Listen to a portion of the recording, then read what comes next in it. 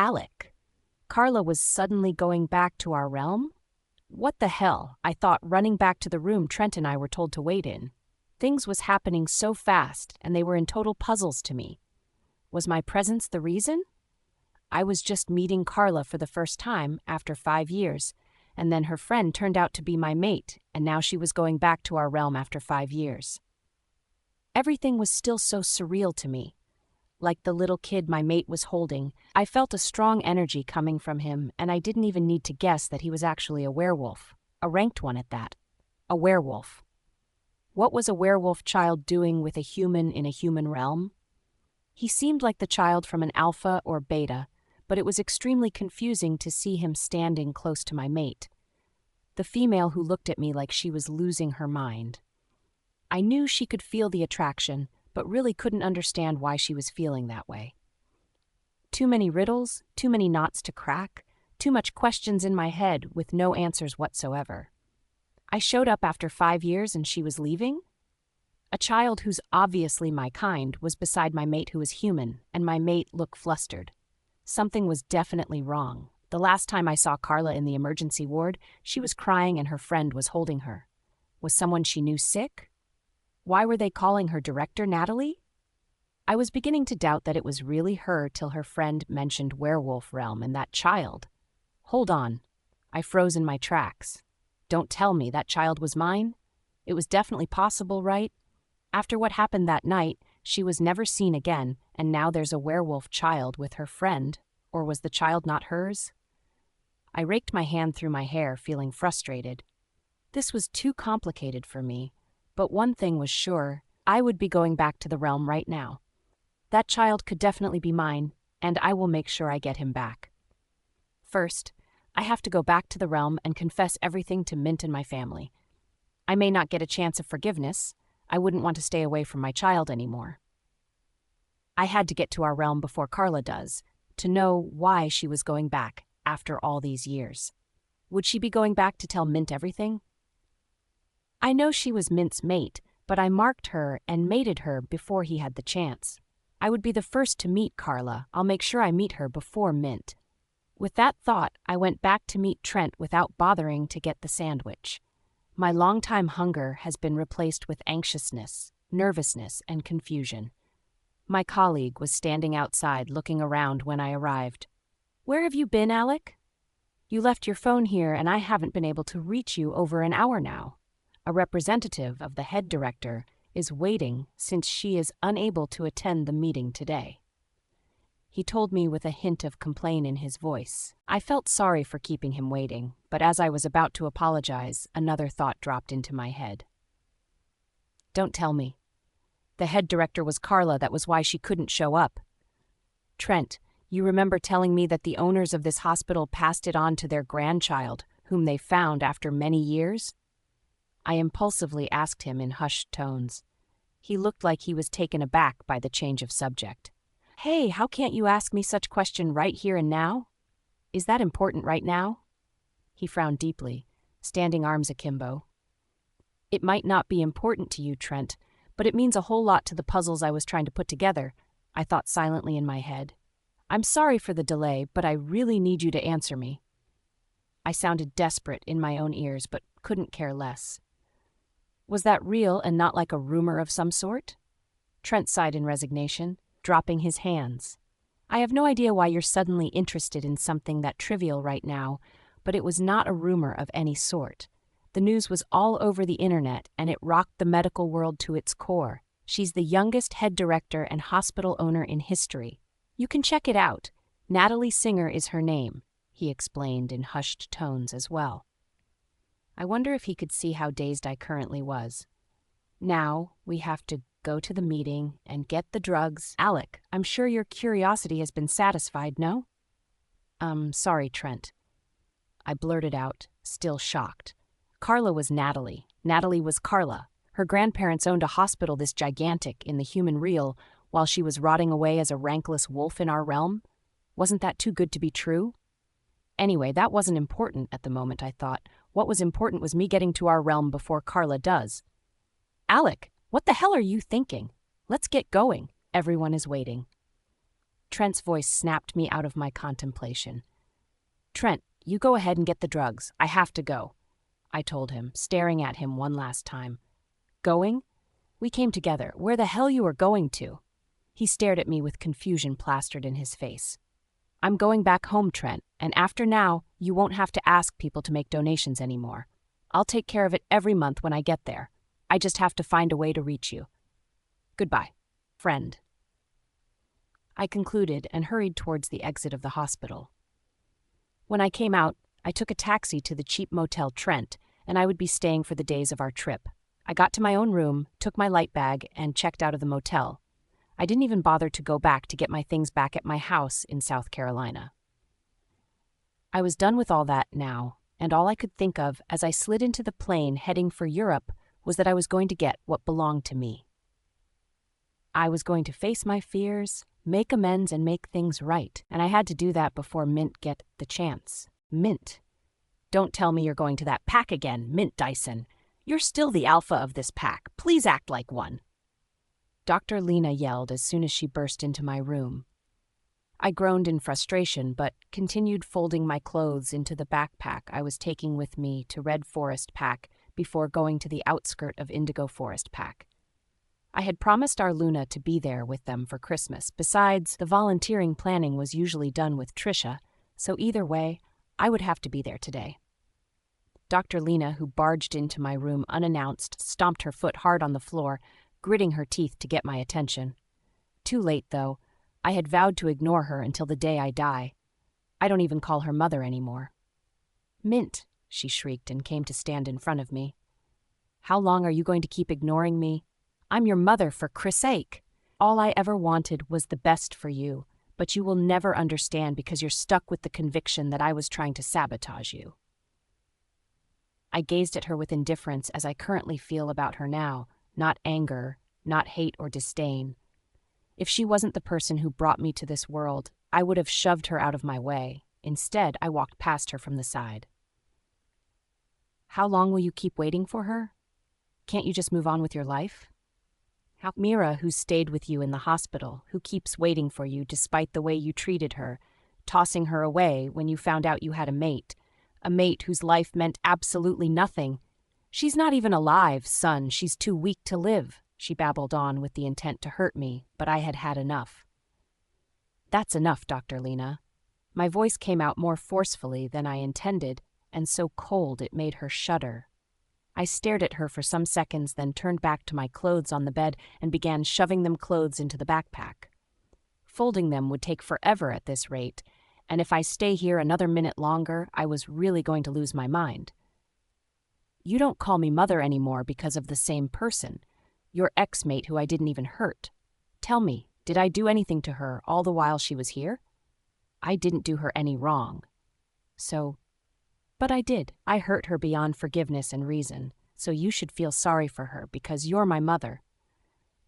I cut her short, my voice heavy with so much emotions I almost choked on the words. And I never told Mira to wait for me. It's been over 4 years, so I expect her to go on with her life now. Dr. Lena gazed at me, dumbstruck. I had never had a conversation with her as lengthy as this for over 4 years now. I was feeling prickly and sensitive today, and I had no idea why that is. "But you have to go on with your life too, son. You have to continue living instead of trying so hard with that volunteering crap. What are you expecting to gain anyway?" she demanded, positioning her arms akimbo like she could actually stop me from leaving. "Nothing. I'm not supposed to gain anything. Isn't that the whole point of volunteering? Besides, I have no reason to live anymore, and when I open my eyes every morning, I curse the goddess for letting me continue to live in this hell." I zipped close my backpack, collected my phone and wristwatch from my bedstand before brushing past her and leaving the room without uttering another word. She came out after me, yelling and screaming for me to stop if I wanted her to continue being my mother, but I didn't stop. I strode straight to my car and drove out of the pack house without sparing her another glance. Third-person point of view. Dr. Lena growls, frustrated that she couldn't stall Mint as Alec requested. She had done all she could, even brought up the subject of his dead ex-mate, something he was most sensitive to. She wanted him to be with Mira, however, she wanted more for her sons to love each other, as it was her fault that they were this way. It was really all her fault. And if Mint knew the bigger secret, he would hate his family forever. If she hadn't pushed Alec, if she hadn't aggravated him, maybe he wouldn't be living with such guilt now. She hated how her son was introducing a lowly and miserly rankless she-wolf to his family. She hated how much effect that useless bitch had on her sons. So she dragged Alec to the side and told him to snap out of his madness, that she would never ever allow her son be with someone whose role was being stuck in the kitchen when there were more prestigious females from better families and background. Just take her and get it done with. You may think you love her or care about her, but it's purely a sexual attraction, son. It'll all disappear after having her in your bed. Dr. Lena had told Alec that night, and her words made him miserable. She watched him drink to stupor, watched him forcefully defile the rankless wolf, and even watched him abandon her there. She was taken aback, shocked to the core that her son could do such through her influence.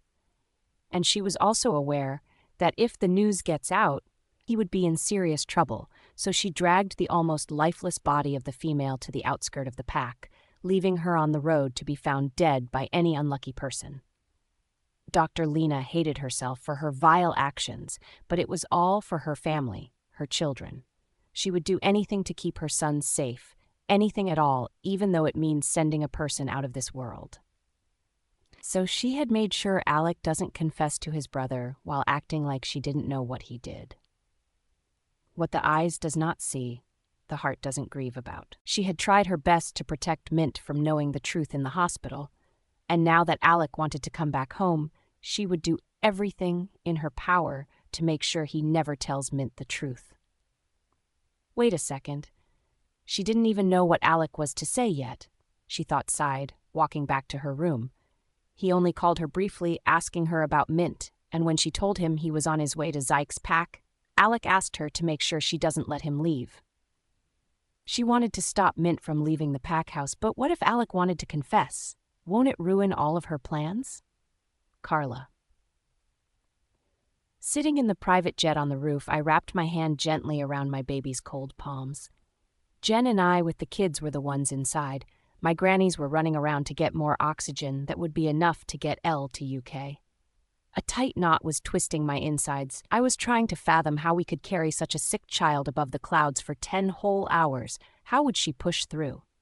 You have to keep fighting for Mummy. Please, okay? I whispered as a strand of tear dropped on my cheek. No, I thought, wiping the tears from my eyes. I had to be strong for my babies. They needed me to be strong for them. Who wants some burritos? Jen's cheerful voice burst into my thoughts. I turned to see her raising wrapped burritos in the air like champagne. Elliot smiled for the first time since I found him sitting close to his twin sister this morning in their room, thanks to the Jen's effect. I didn't have any appetite, but I collected one from Jen and sunk my teeth into it, watching drops of liquid seep into Elle's vein through the IV. I had to eat, so Leot could eat as well. After about half an hour later, my grannies came in, and with the help of some nurses and doctors, we were able to set everything up in the jet. We were all medical practitioners, so we didn't need any extra nurse or doctors to go with us. Besides, we didn't know how long we would have to be there, and it was somewhere humans shouldn't know about. Except Jen, of course. She was ready to raise hell when I told her she didn't have to come with us, and now I was really glad she insisted. My grandparents' private jet took off with me, tightening my hold on Elle's palm while staring at Jen, who unnaturally had a thoughtful face on. Richard was with the pilot while my Donna was at the other side of the aisle, and Elliot had finally fallen asleep. "What's that face about, Jen?" I asked her, and she jumped impulsively, like she had been deep in thoughts. She gazed at me intently, still looking thoughtful. "Have you ever felt so deeply attracted to a person so much that you're drooling for them against your will? Like even their smell gets so strong in your nostrils even though they are not standing close to you?" "Oh my goddess," I exclaimed in shock. This sounded like meeting one's mate for the first time. Has Jen found her mate? But how possible was that? Humans don't have mates. But my mother did, right? However, it wasn't to a fellow human but to a werewolf. Two humans can't get that overpowering attraction like we werewolves do. Wait, how did that happen? When? I asked. It was while I was standing with Elliot in front of the emergency ward. I perceived a scent so strong, and when I turned around, I caught a hot guy staring at me with so much longing. Funny thing was, I didn't see him as a pervert because I was strangely looking at him the same way. She shrieked, confused and excited. I think you have found your mate, Jen, but I don't think he's human. I think he is werewolf, I said honestly, causing her jaw to drop. We continued talking as I listened to her describe the strange guy, and I told her how the mate thing really worked. She said she would love to see him again because he left so unexpectedly. I hope so too. I couldn't wait for my best friend to finally find love. Jen's presence helped distract me from wallowing in depressing thoughts. I forgot my fears for the hours we spent above the clouds, and when the pilot announced to us that we have arrived at UK, the sinking feeling overwhelmed me once again. My grannies squeezed my palm and patted my shoulders in reassurance. Jen hugged me tight. But none of all that made me feel better. I just hoped with my whole heart that I don't run into any one of them. Not Mint, and definitely not Alec. They would be at the Green Forest Pack, right? They should be there. The jet sank slowly towards the ground. So did my heart and the knot in my stomach. Alec. I wish I could shift into my wolf form or use the super speed or teleportation to get to our realm as soon as possible. My mother couldn't stall Mint as I wanted. Maybe she thought I wanted to confess to him. Well, she was right. I really planned to confess everything to him, so he wouldn't see Carla before I see her. The plane wasn't flying fast enough to me. I knew it couldn't go any faster than it did, but the urge to go yell at the pilot to increase his speed gnawed at me till we landed in Wales. I didn't bother to check out or anything. I skipped all the airport process, rented the first car I could find, and zoomed to our pack. I wanted to go to Red Forest Pack, but had to go check on my mother first with the hopes that Carla wouldn't have arrived and I would be there by the time she lands. I got to my mother's quarters to see her dressed in her nightrobe pacing around in the living room. My father sprawled on the chair, reading his favorite medical magazine. As soon as I entered the house, she rushed into my arms. "Alec, my baby," she shrieked, smiling, but I could sense some hint of anxiousness in her eyes. "How was your flight? Have you eaten anything today? Let me get the maids for fix something for you." "Mother," I held her arm to stop her. "I don't have time for that right now. We have to talk in private." I whispered at her, relieved that my father didn't notice my presence because of his headphones. "Okay," she replied and led me to her room. After closing the door firmly, she turned to face me. "Why did you want me to stall your brother? What did you want to tell him?" "I found Carla, Mother." I ignored her question by giving her a bigger news. I knew she would be surprised, but I didn't expect her to be as stunned as she currently was with the look on her face. And instead of saying anything, she burst out laughing, clutching her stomach and bending forward as if she couldn't control her laughter. "What are you talking about, Alec? Has too much time in the human realm made you delusional?" She stopped laughing and started gazing at me with concern in her face. "And I believe she had a child for me," I continued, not minding the way she stared at me like I was in need of psychological help. "I'm serious, Mother. If you think I'm being delusional, follow me to Zyke's pack." My mother's face was distorted in confusion. She didn't know what to say. She just watched me like I had suddenly developed two heads. "I don't understand what the heck you're saying, son. How can you see someone who's dead? I mean, her grave is behind the maid's quarters, and you're saying you found her? How's that possible?" she asked, and I noticed her breath becoming more labored. Why was that? Well, I knew the solution to make her believe me. "Let's go to the Red Forest Pack, Mother. Evidence erases arguments, remember? I need your help in getting her and my kid. Can you do that for me?" I pleaded with my mum, searching for a reaction in her face. This time around, she was looking at me like I had completely lost my mind. "Okay, let's say you're right and Carla is back from the dead after 5 years, but how can you even try to get her back after what you did to her?" "I still love her, Mother."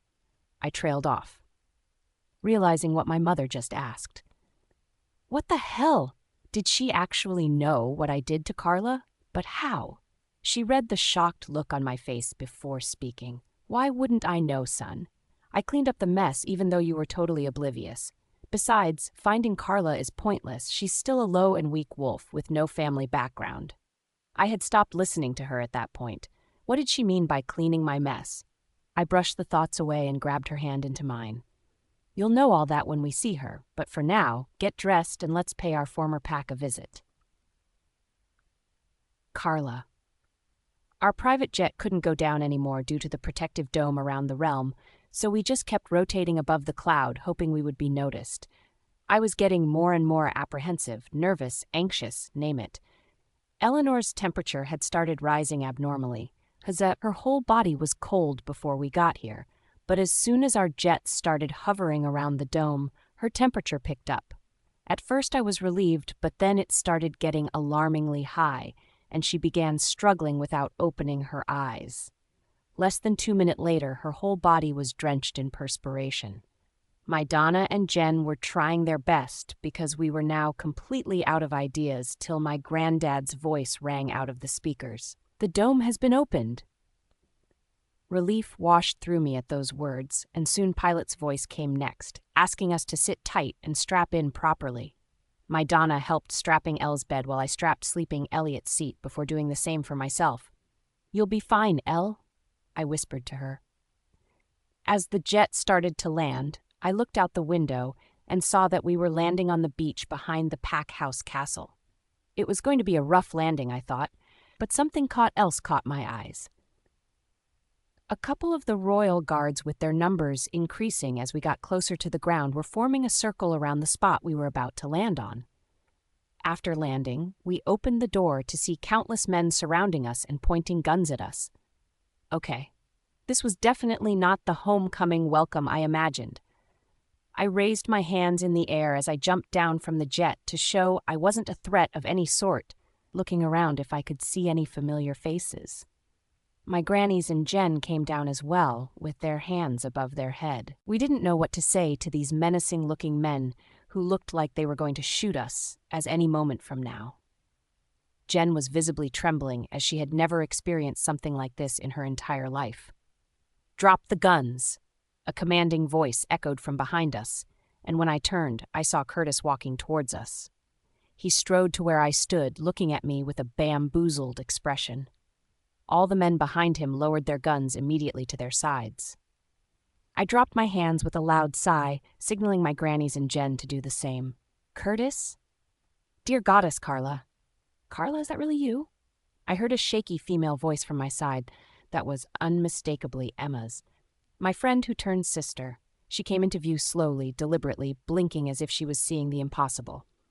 Emma didn't change much. She was still that petite, dark-haired, Converse-loving girl I knew 5 years ago, and the only thing that changed was how fiercer and more daring she seemed now. Before I could say anything, she was wrapping her arm around me and giving me the tightest embrace ever. "Oh my heavens, I thought I lost you forever." Her voice choked with sobs that made tears well from my depths. "You can all go back to your stations now, everything is fine," I heard Alpha Zyke's authoritative voice. Emma detached from me and began searching my eyes as though she could find answers she was seeking there. "What happened, Carl?" she finally asked. "It's a really, really long story, Em, but first I need your help," I said to her, and then went ahead to introduce my grandparents and Jen to her and her mate, who was equally happy and relieved to see me. The whole reunion had taken a while, and I was hoping Elle's condition hadn't gotten worse. I opened the door of the jet to show Emma what I meant when I asked for her help. Her eyes widened in shock when she saw Elliot and Eleanor, but transformed into panic when I explained the situation to her. "Get the ambulance," she yelled to no one in particular, and everyone went into action immediately. Curtis ran to the castle's garage to get the packhouse ambulance, while Alpha Zyke told us he was going to call a specialist and a salutary wolf who would be able to know what was wrong with Elle. My grandparents helped carefully took Elle's stretcher down from the jet as soon as the ambulance arrived. Emma carried Elliot, who had woken up and was looking at everyone in confusion. She was going to bring him and Jen along while my parents and I followed the ambulance to the hospital. Some doctors and nurses were already on standby in front of the hospital when we arrived, and instead of taking her to the emergency ward, she was taken to a special ward according to the Alpha King's orders. At that moment when my child was wheeled into the hospital, I forgot about my fears, my anxieties, and my past, and all that mattered to me at this point was seeing my baby healthy again like her old self. It hadn't really registered to me that I was finally back in the werewolf realm after 5 years. As they took her into the intensive care unit, I was asked to stay back. I did without arguing because I knew the drill and could remember how many times I had told that to countless frantic families. Emma joined us shortly with Jen and Elliot, and then someone who looked oddly familiar. She was putting on a black t-shirt on a jean with high-soled white sneaker. Her light brown hair was tied in a ponytail. Meet Trisha, Carla. I'm sure you must have met her before. Emma introduced us, and I recognized her immediately. The last time I saw her was at the family dinner Emma organized. She was the Alpha's sister, Princess Trisha, who spent most of her time in the castle's library. She gazed at me in a weird way that made me feel suddenly conscious, then raised her right hand awkwardly and said, "Hi, I'm the salutary wolf. I'll check on Eleanor and know what the problem is." I could swear that her smile seemed forced, like she was trying so hard to hide her emotions. "Hello, please help us take care of Elle." My grandma took Trisha's hands into hers, her voice laced with plea. "There isn't much I can do, ma'am. My skills aren't that good, and all I can do is diagnose the cause of ailment. A specialist who would take care of her is on his way." She spoke kindly before hurrying into the intensive care. I stared at her as the automatic glass door closed after her, an unsettling feeling brewing at the pit of my stomach. I turned to Emma, who was staring at me differently as well, like she knew something. Is Trisha her full name? I couldn't keep the question to myself anymore.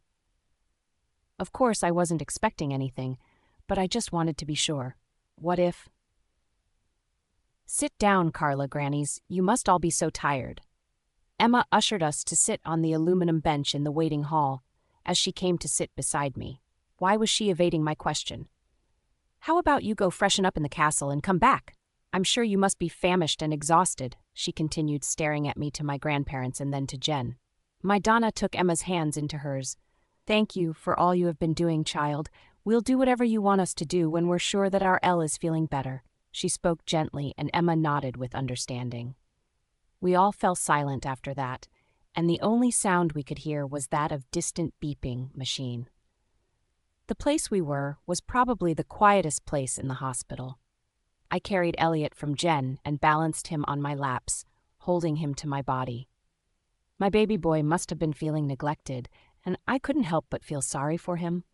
"She's Patricia, Carl, your sister," Emma spoke a while later, and before I could digest what she just said, the automatic door gave way, and Trisha walked out of the intensive care unit towards us.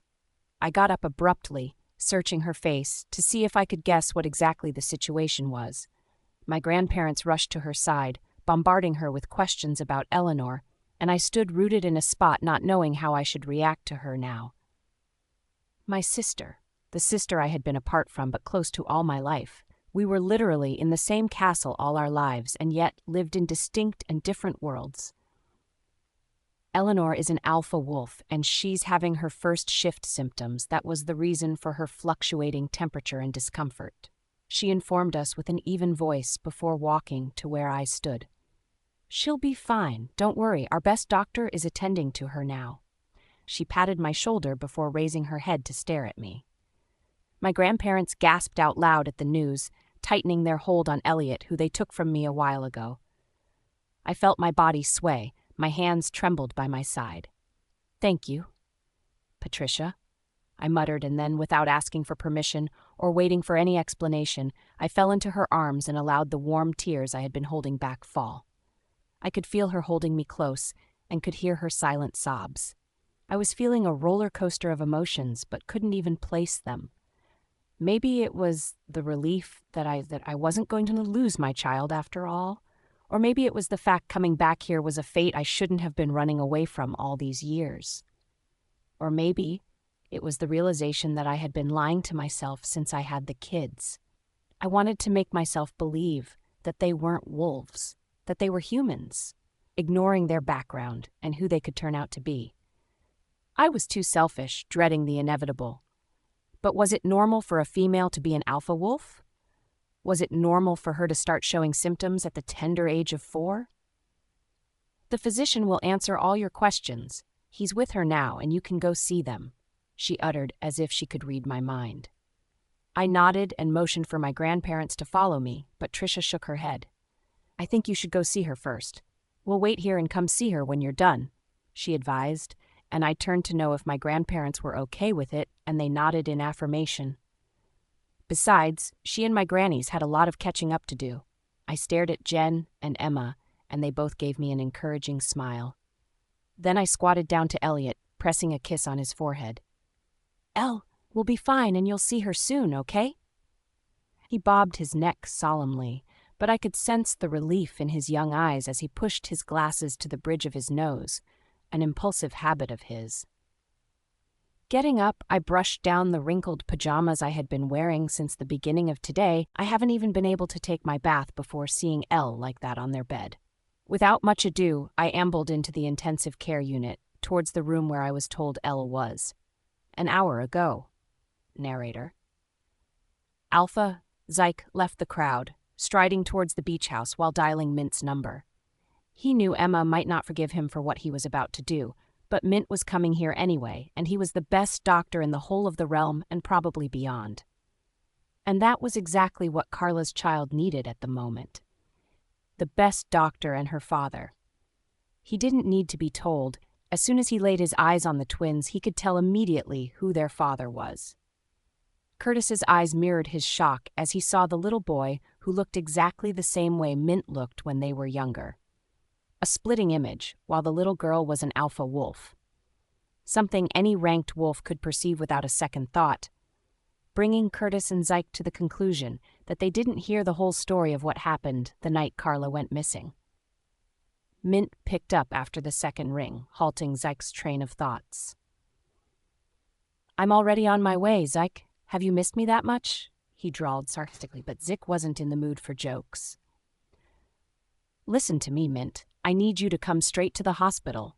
I'll be waiting for you at the back of the intensive care unit. Don't bother to stop at the pack house," Zyke said, sounding more serious than Mint expected. Mint hesitated before answering, wondering what exactly was wrong. "Is everything okay? What's going on, Alpha?" he asked, sounding concerned. "You'll know when you get here. Someone here is in need of your attention," Zyke concluded and ended the call. Worried and taken aback by the tone of Zyke's voice, Mint stepped on the accelerator, forgetting his vow never to drive with speed again. Something just didn't feel right. He could feel it deep down his bones. Mint. After the call with Alpha Zyke, I drove straight to our realm's hospital headquarters. Parking at the back of the main entrance, I walked all the way to meet Zyke, where he directed me to meet him. When we finally met, he didn't even wait for us to exchange pleasantries properly before leading the way into the stairway. Whatever he was going to show, mine must be really serious. Because why did we have to use the stairs when there are hundreds of elevators in the hospital? I had worked here since my internship and residency days, and aside from it being the largest hospital in the realm, it was where most cases from other realms were referred to when a patient's ailment was beyond their capability. I wasn't a stranger here, so why did we have to hide? I wondered, still sensing the unsettling feeling gnawing at me. "You'll know why I'm doing this when we get there," Zyke answered, reading my thoughts. I nodded and followed behind him without making another sound. As we were about to come out of the stairway into the intensive care unit, my phone rang out. I stopped walking and brought it out from my pocket to see my father's identity displayed on the screen. Why would my father be calling me right now? I wondered. Not that it was not normal, but it was possible my mother could be the one, since I blacklisted her number 4 years back. She had done it countless times. While contemplating if I should pick the call or not, Zyke peered down at the screen and encouraged me to pick the call after seeing the identity of the caller. I picked up after the 5th ring and was stunned to hear the voice of the caller. Of course, it wasn't my father. It was Alec's voice. After 4 years to not keeping in touch with me, 4 years of keeping me in misery with endless unanswered questions like what his deal with the whole thing was and why he had to run away from home the way he did. Alec, are you back home? I asked just to be sure because it was too out of the blues for me. Yes, I am. Where are you right now? He asked, and I could sense the urgency in his voice. What the hell is really happening?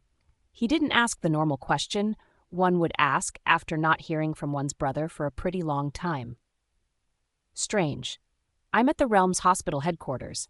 Alec, is anything the problem? I could swear I heard him let out a sigh of relief. But why? No, not really. I just have to see you right now. There's something extremely important I have to tell you, so stay right where you are. I'll join you shortly, he instructed, and before I could argue, the call ended.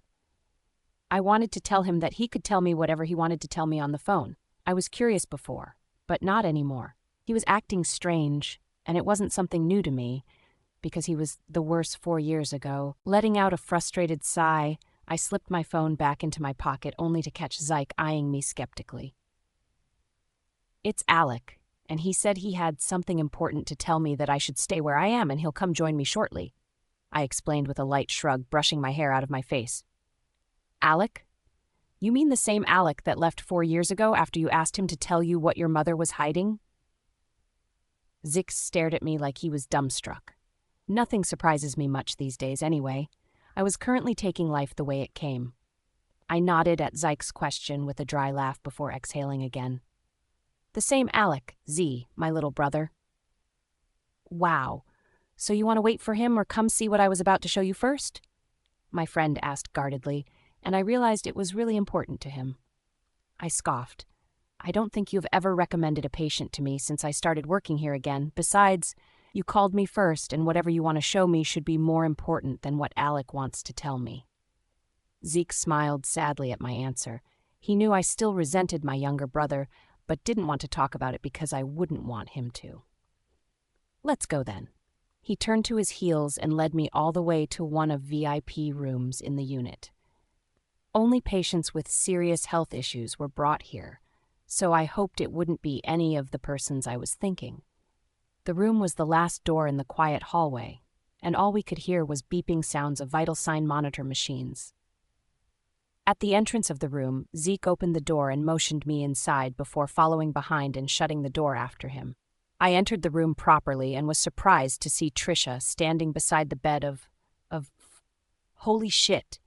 My heart thudded in my chest at the sight of her. She looked tiny, helpless, lying on the bed. Her breathing was slow and low, and I could bet her pulse was low too. I let my eyes rest on her face, her auburn hair that was almost as fiery as my mother's. I couldn't miss the shock of gray strands of hair that fell from the middle of her head, the same spot mine grew from. I couldn't really figure out her age, but was sure she wasn't past 5-year-old. Who was she? Why did I feel such strong connection towards her that ran deep in my bones even before having a proper look at her? I turned to stare at Zeke with an elevated eyebrow. I was finding it difficult to speak, so I expected him to understand my confusion. Who was she? Where did she come from? Where have she been all these while? She has been seriously ill and was brought from the human realm. As you can see, she's almost at the point of death when she was brought here. Zyke explained with a strained tone. Human realm? I almost choked on those words. But isn't it obvious she's a werewolf? Why was she brought from the human realm? Now I was looking from both Zyke to Trisha, my confusion deepening. Yes, she's werewolf, an alpha wolf, precisely. And she's having early shifting symptoms. If she was raised here, she wouldn't be this sick. Trisha spoke up with an even voice, staring at the child as well. But I still wasn't getting it. They weren't answering the question of why I felt so connected to this little child, like I knew her before, like I had always known her. Impulsively, I took a few steps towards her bed, and when I got there, I took her hand into mine. I noticed Zyke and Trisha exchanging glances, but right now, I couldn't care less. The feel of the child's tiny, soft hands sent a triggering effect through me. I instantly felt her struggle, her pain, and before I knew it, she was tightening her hands around my fingers. I shut my eyes and let myself feel all that she was feeling. Suddenly, her breathing accelerated. The vital sign monitor began beeping faster and louder. Her grasp on my fingers hardened. It was a strength I didn't expect to feel from a child as little as this. Instinctively, I inhaled deeply and exhaled, repeated it for a couple of times, and soon the child's breathing came back to normal. She opened her eyes, turned to face me, and then, to my dismay, she smiled widely at me. Her golden green eyes caused my breath stop for a second. They reminded me of someone I could never forget. "Hi, Eleanor. How are you feeling?" Trisha asked with a mild voice from the other side of the bed, causing the child to turn away from me and face her. "Eleanor? I'm fine, thank you. Where's my mom? Where's Elliot and my Donna and Richard?" Eleanor answered, her voice sharper than someone who was at the point of death a few minutes ago. She looked around the room as though she was searching for someone. But surprisingly, she was still holding my hand, and I didn't want to leave hers as well. She was the most adorable child I had ever seen. "Don't worry, Elle. I'll go get them now since you're fine, okay?" Trisha assured the little girl, patting her hair before leaving the room. I noticed her dragging Zyke along with her. Why were they acting sneaky all of a sudden? I wondered, staring at the door for a while after they left. "Who are you?" The tiny, sharp voice dragged my attention once again. "Mint. Alpha Mint." I smiled for the first time in forever as she took in my features with her piercing gaze. "Can I touch your hair?" She sounded so serious. I couldn't decline her request. "Yes, but you have to sit. Do you think you can?"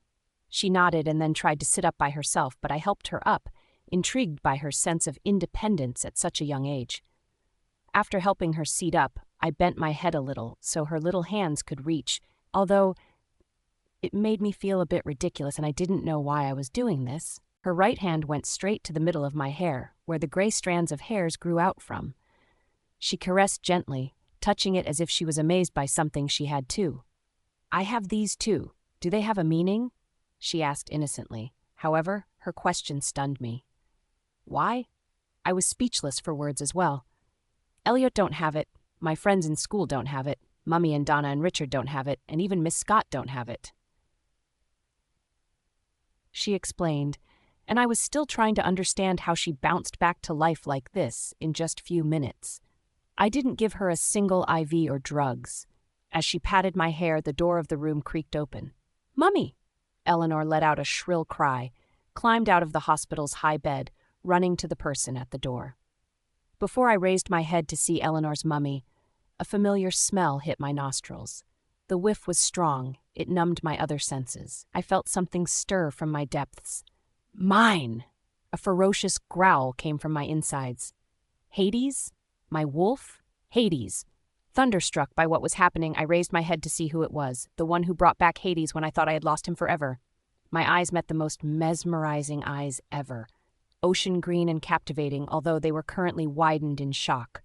Her chestnut brown hair fell below her shoulders, her face...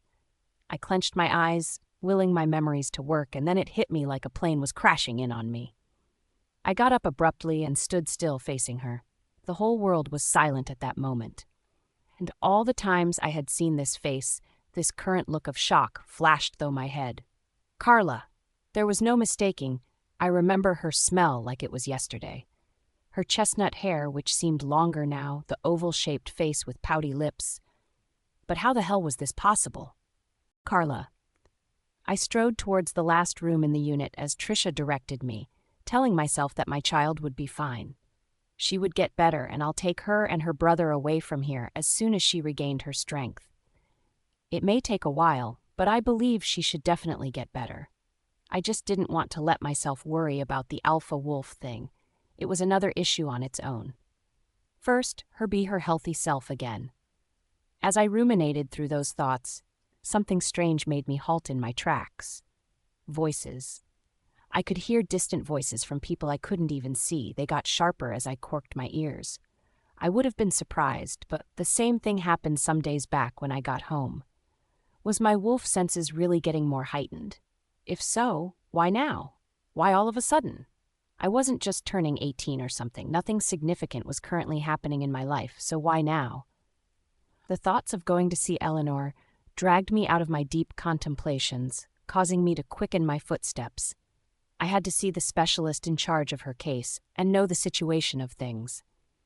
As I got to the door, I heard Eleanor's voice, and it was clear and sharp like her real healthy voice.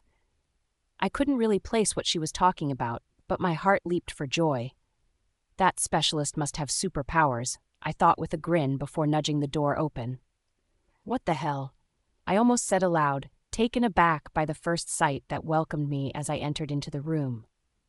It was Eleanor, sitting up and patting the hair of a man. She was speaking comfortably with him like she had known him since like forever, until she noticed my presence. "Mummy!" she shrieked, hopping down from the bed with so much liveliness like she wasn't almost unconscious about an hour ago. How did she get back up so abruptly? Where did the fever go? The fluctuating temperature that scared the shit out of me? I scooped her into my arms and noticed the temperature was back to normal.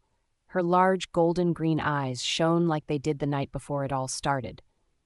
But while in my relief and elevation, a smell hit me hard in my nostrils. Woody, amber mixed with a musky fragrance. I could have inhaled a lungful of it if my memory hadn't given me a smack in the head. It was an extremely familiar scent, one I couldn't forget in a hurry. Why here? Why now? I asked myself, confused, till my eyes met the stormiest gray eyes ever. They sucked me in, like voluntarily drowning in a tempestuous sea, and for some seconds I forgot to breathe. Mint, I thought in alarm, blinking hard to make sure I wasn't hallucinating. Mate, came a dreamy voice from my head. I shook my head trying to get it out, thinking it was part of the hallucination. Mate, it said again, this time louder and forcefully, so I couldn't deny the deafening reality. Was that my wolf? Oh my goddess, how on earth is this possible? I'm a rankless she-wolf, for fuck's sake. Things were happening too fast. What the hell is going on? I wanted to run away, but it felt like my feet were glued to the ground. My heart had sank into my stomach, thumping loudly in there. I peeled my eyes from the enchanting gray eyes, impulsively walking my way down. The breathtaking broad shoulders wasn't something one could miss. His skin ran smooth all over. He wasn't dressed in the way I remembered as his style, but still looked dangerously sexy in a black hoodie jacket and ripped jeans. His jet dark hair with a shock of gray which seemed longer now, fell across his face as he looked down at me. What the hell was Mint doing here? Why was he here? It was 5 years now. How could he still have this much effect on me? I questioned myself, ignoring the glaring answers. Then he took a step closer, causing me to take another step backward. Mummy, this is Alpha Mint, and his hair is like mine too. Eleanor's piercing voice snapped me out of my daze. I looked up at him more defiantly now, but lost for words. I couldn't say what my child was expecting me to say. I wasn't thinking straight at the moment, especially as I noticed a look of confusion flash through his eyes, a frown creasing the silky skin on his forehead. He looked from Eleanor to me, and his mouth fell agape. Warily, I flung my daughter against my body so her head would be on my shoulder. I didn't want her to see or sense the tension going on, and with that I turned and left the room. Carla, I heard him whisper my name as I walked as fast as I could towards the waiting hallway my parents were, and when I got out of the intensive care unit, no one was in sight. They had all left. I felt alarmed as panic rose like a huge lump in my throat.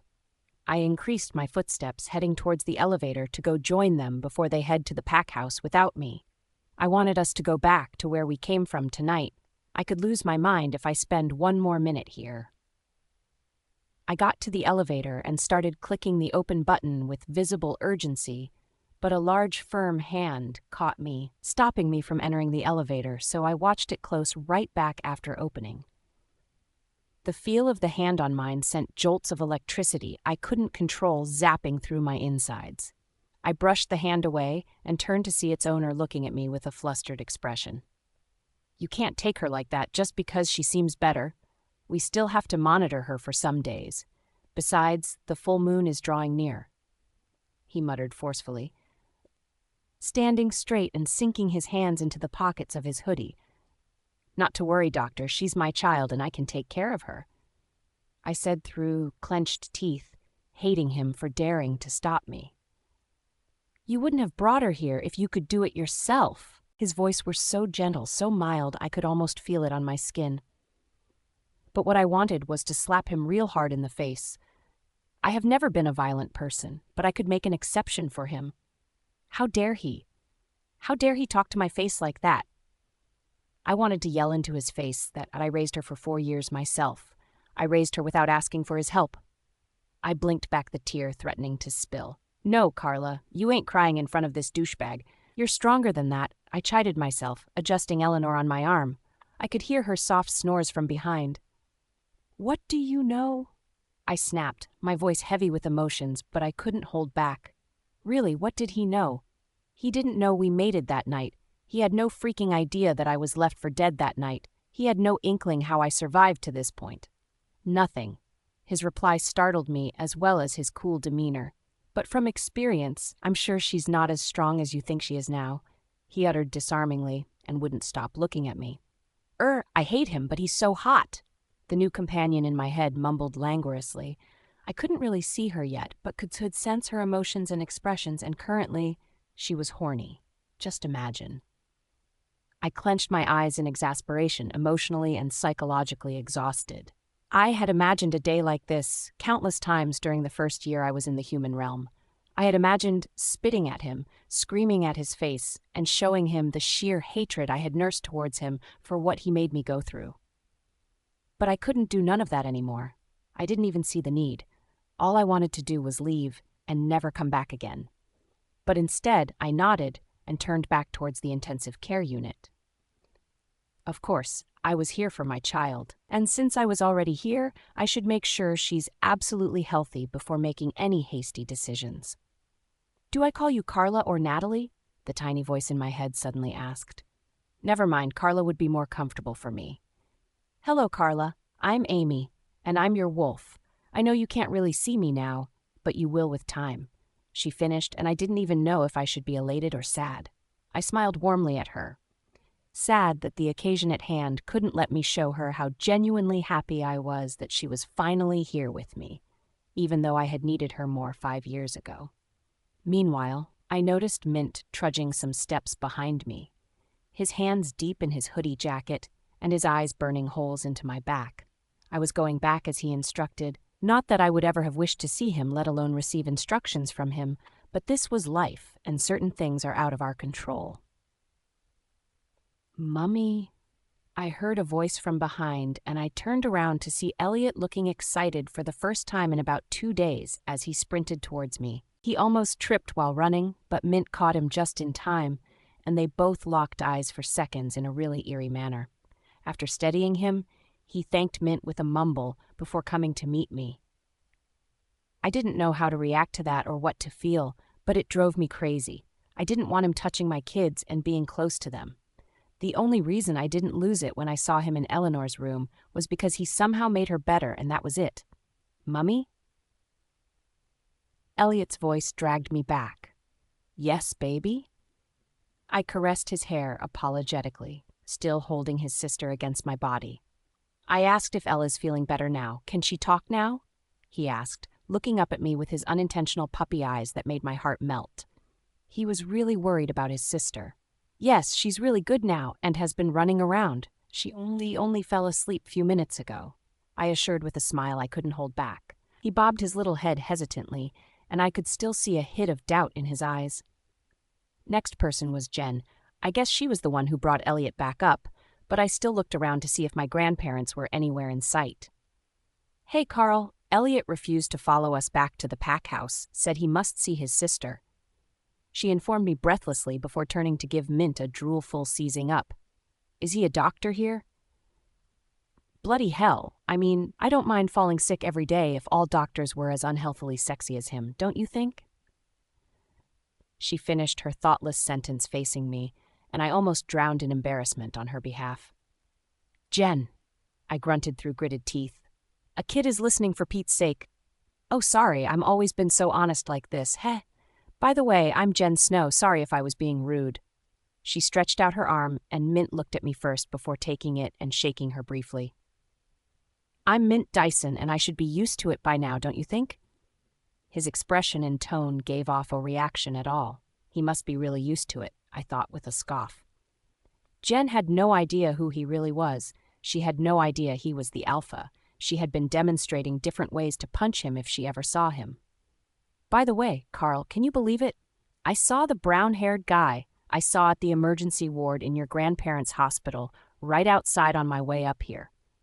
Like, how did he get here after seeing me like that? Isn't it creepy, like a stalker or something? Oh, wait, that's him right there. She pointed at a direction, and I followed her finger only to see the person walking towards us, and it was Alec. The same Alec whose monstrous deeds gave me nightmares for years. I froze, stunned, speechless. The hell? Mint. After 5 years of emptiness, void, sleepless nights, and not having the will to live anymore, the reason why I was this way appeared in front of me. Hades howled, recognition and hunger in his eyes. Those emerald green eyes I saw in my dream for years showed up in front of me, and I didn't even know how to react, what to say. She changed a whole lot, looking fiercer and more beautiful, with curves positioned in the right places. I wasn't expecting it, but I craved for her.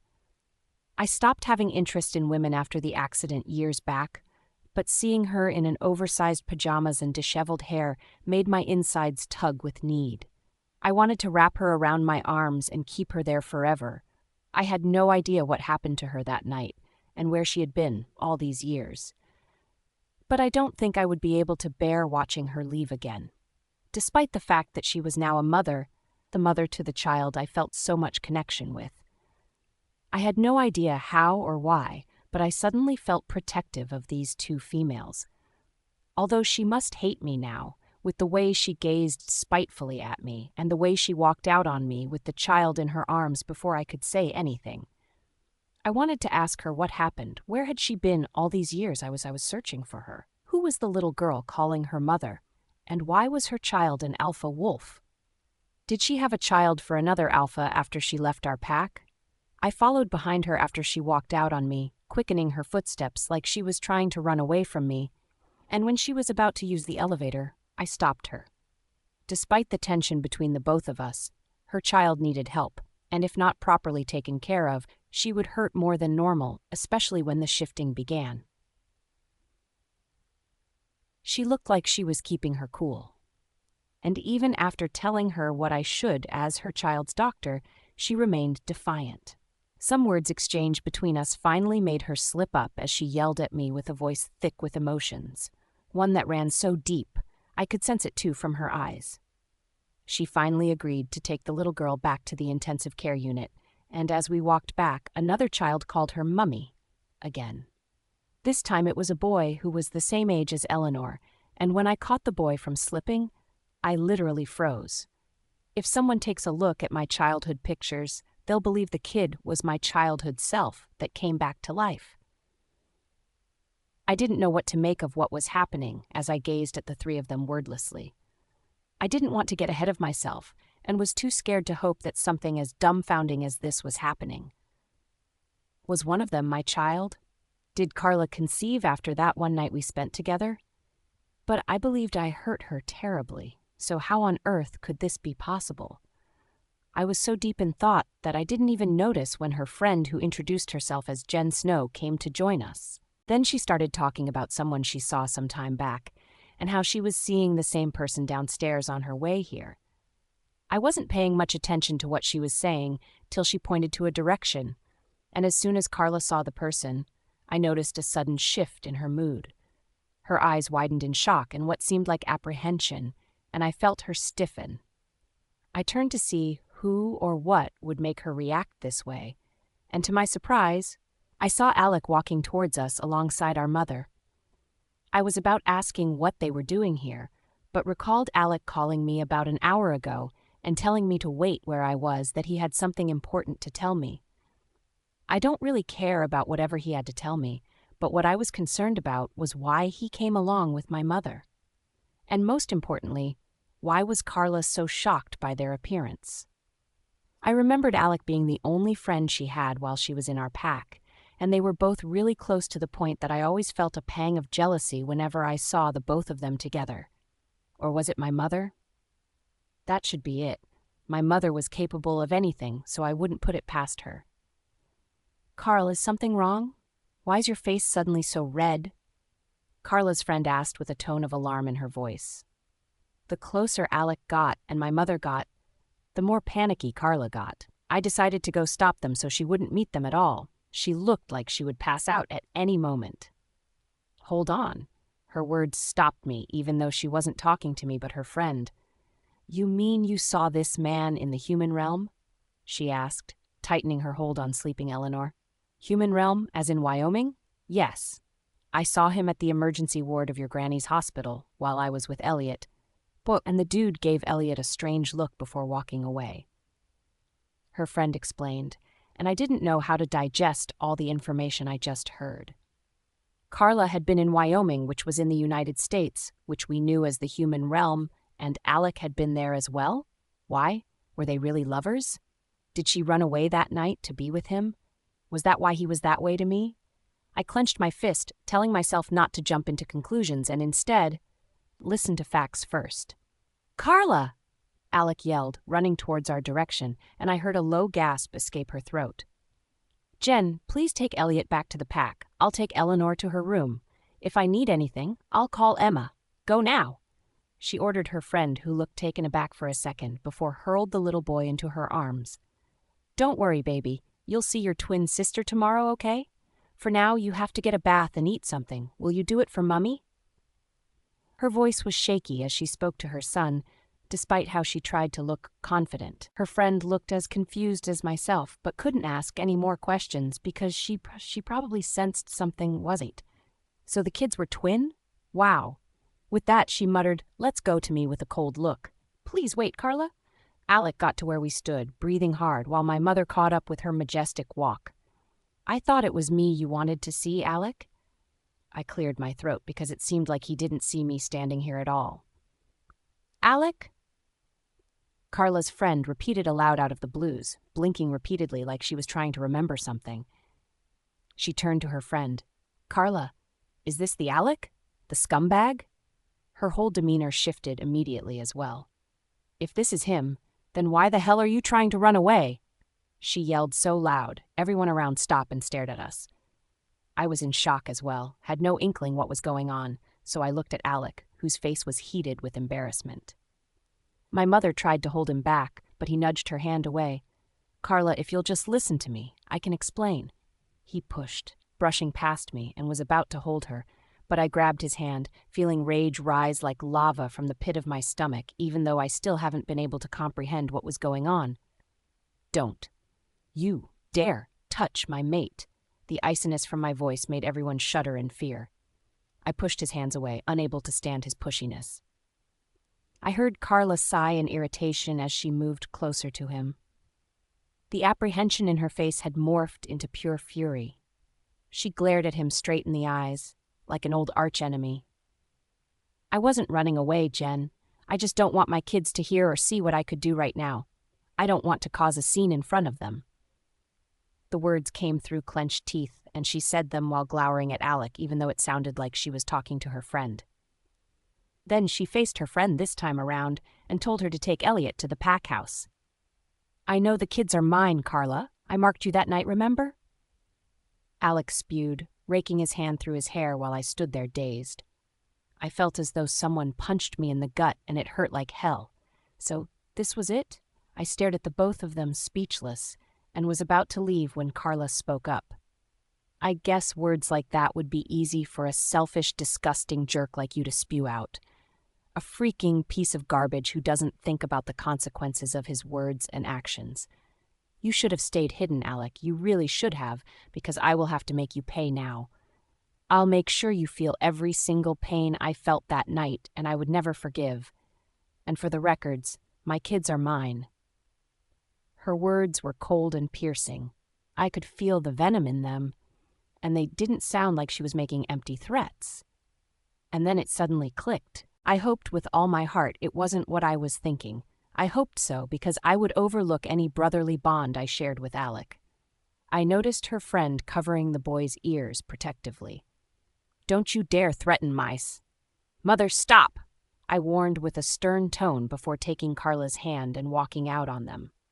I held her tight till we got into the intensive care unit, and she placed Eleanor on the bed, covering her with a white blanket. Then she turned to face me. "You should leave too. I want to be alone." Her tone was milder, but my raging mind couldn't register a word of what she was saying. "What did Alec do to you? What the hell was he talking about? What do you care? Why did you even hold my hand anyway? Look, I'm grateful for what you did for my child, but that doesn't change anything. You have your Luna now, your life, your pack, so mind your fucking business." "Did he force himself on you?" I whispered, taking a step closer to her. So close I could feel her breath on my neck, but she quickly turned her face away before I could get any reaction from her. "Please leave." Her voice quivered, thick with emotion. I grabbed her both arms, twirling her around to face me. The tears welling up in her eyes knocked rationality out of me. Without thinking or analyzing, I drew her flush against chest, wrapping my arms around her in a possessive embrace. I wrapped her in my arms, hearing her break down into retching sobs that wrenched my insides. We stayed that way for a while, her tears wetting my jacket, and when I was sure she was calmer, I dropped my hands, detached myself from her, and left without another word. I clenched and unclenched my fist as I headed back to the exit of the hospital, following Alec's pheromones. Burning wrath, the kind I had never felt before, built up inside me. I knew I had hurt Carla too, but I wouldn't have if I had known better. I came out that night searching for her, but realized I was already late. If I didn't do that to her, if I hadn't mated her that night and called her someone else, if I treated her better when fate brought us back together, then my rotten brother wouldn't have even had the chance. And to think he even dared appear in front of her after what he did, to think he spewed those rubbish. I don't care if the kids were his, as he said, but I was going beat the hell out of him as soon as I set my eyes on him. He had tortured her because he thought he would go free, but I'll make sure I change that narrative. I swore under my breath. Carla. As soon as Mint detached himself from me and left without another word, I snapped back to my senses but was still too dazed to think straight. After all these years, I believed firmly that he would never have any effect on me anymore. Damn the mate bond, I had thought. But he did. Oh yes, he did. And to the point where I shamelessly broke down in front of him, I let him hug me without the slightest struggle and even spew out my deepest secret. Worst part? I liked it. I liked being in his arms like that, even though it was one thing I had sworn off. But maybe it was due to how unstable I was feeling at that point, right? Seeing Alec made me crave to be a murderer for the first time in my life, and after he uttered those words, I wanted to bash his skull against the wall so badly. I told him I was going to make him feel every single pain I felt that night, and I meant every single word I said. And as for Mint, I wouldn't allow any crazy bond drag me into another mistake. I would avoid him until I leave here. That was the best, since I couldn't fight those feelings. Avoidance was the best option. I hugged myself, caressing my arms to push the goosebumps that crawled out when Mint hugged me away. I had no idea why he walked out like that, but I sensed how furious he was. Stop thinking about it, and focus on the reason you're here. I chided myself, going to take a seat beside Eleanor's bed. I was grateful she was still sleeping soundly, despite all the ruckus earlier. Brushing a strand of gray hair from her face and tucking it behind her ears, I wondered how the heck I was going to explain everything to her and her brother, especially after she shifts. That they were werewolves. That Eleanor was an alpha wolf. That I wasn't sure who their father really was, because I was forced and abandoned by both of them. Nope, that information wouldn't be necessary for kids their age. A knock on the door put a pause on my thoughts, and before I could get up to check who it was, Emma rushed into the room. I was about to ask what she was doing here when she drew me into a crazy tight hug, sniffing. "I really thought I had lost you forever, Carla. Thank you. Thank you so much for not dying." She whispered emotionally before stepping back and staring at my face like she was seeing me for the first time. I stared back, realizing how much I had missed her too. "I'm so glad to see you, Em," I replied, grinning. She dragged me out Eleanor's room to the hallway, making me sit on one of the waiting chairs close to the room's door. First, she asked how Eleanor was faring and how the whole thing started, and after explaining to her, she asked further. "So tell me, what happened that night, Carl? We searched for you for months. I was devastated. I really thought you had died, and I believed it was my fault." Her oval face fell. "Oh no, Em. How could you say that? Why would it be your fault? I was just unfortunate that night, that's all." I sighed and went ahead to tell her about that painful night. I told her everything.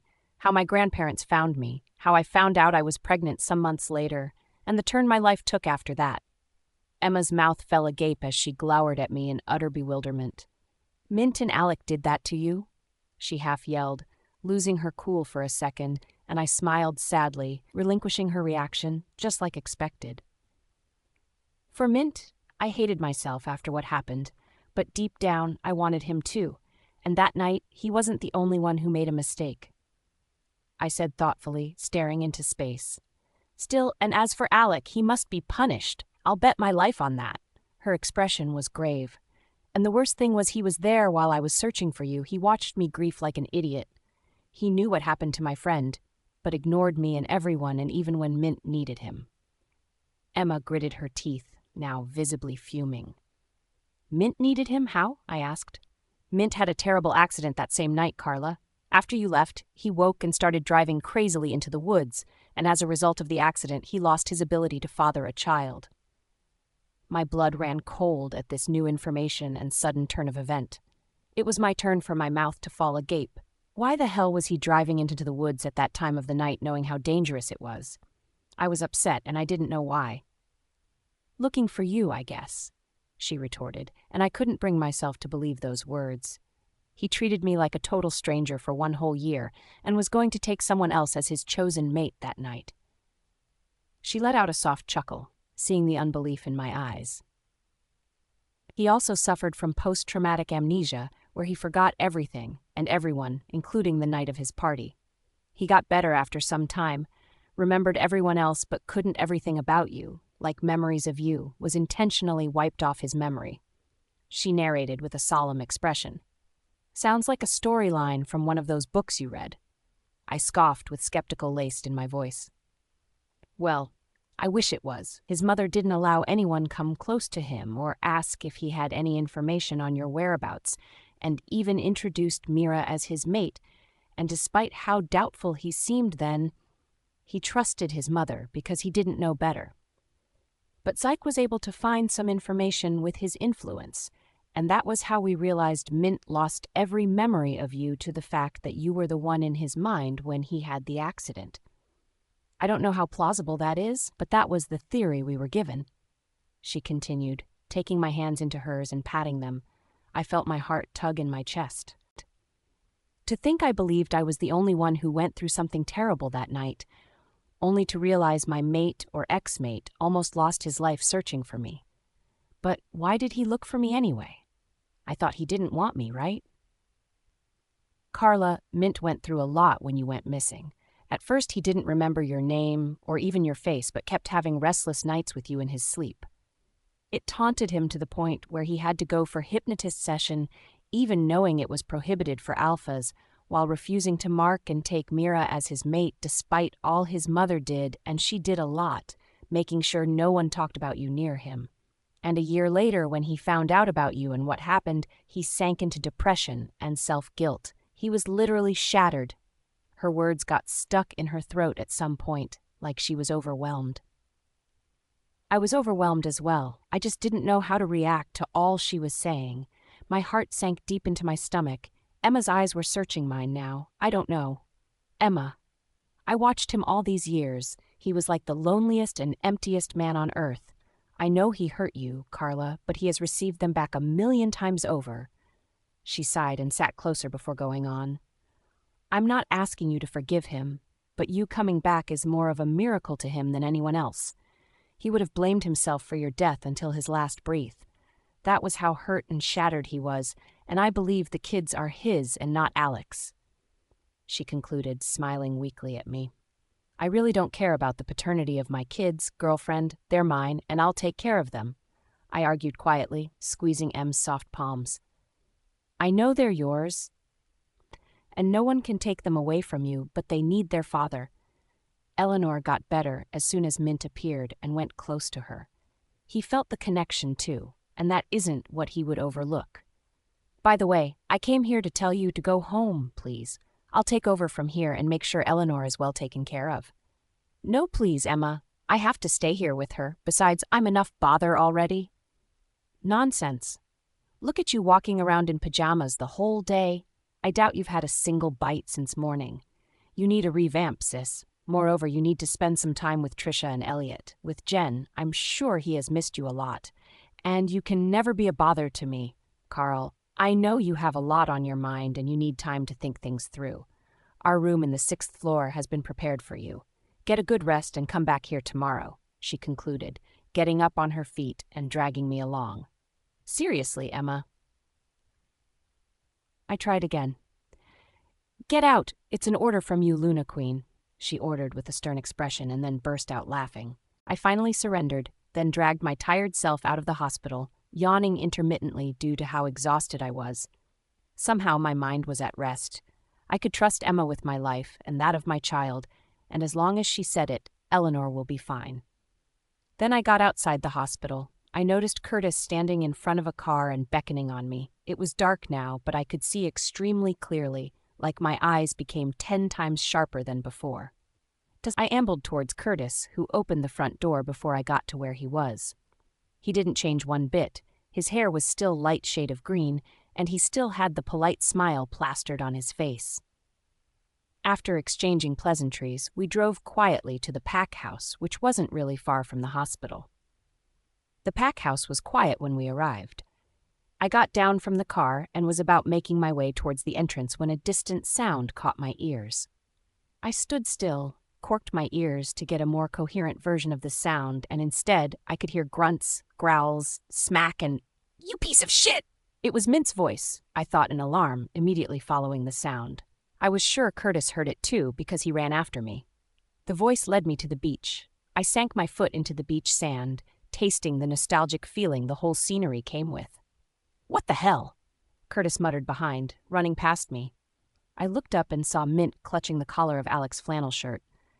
I strode some steps closer, but stopped because I didn't want to be noticed. And before I knew it, Mint sent a death blow into Alec's face that had him doubling over. "Holy shit!" I gasped out, blinking repeatedly to make sure I was seeing correctly. I looked around and noticed some other people there. Alpha Zyke, Mint's mum. Wait, wasn't that Mint's elder brother Zeus? Why weren't they doing anything and just letting them fight like kids? I wondered, watching Mint dragging Alec up and giving him another punch in the face that made me wince. "You piece of shit, you animal. You dare hurt her that way and left her to die? You don't deserve to live." Mint growled hoarsely, causing tears to well up in my eyes. I stood there, my feet glued to the sand as I watched Mint fight like an animal. I watched him beat his brother into a pulp, like he was the one who was violated and battered.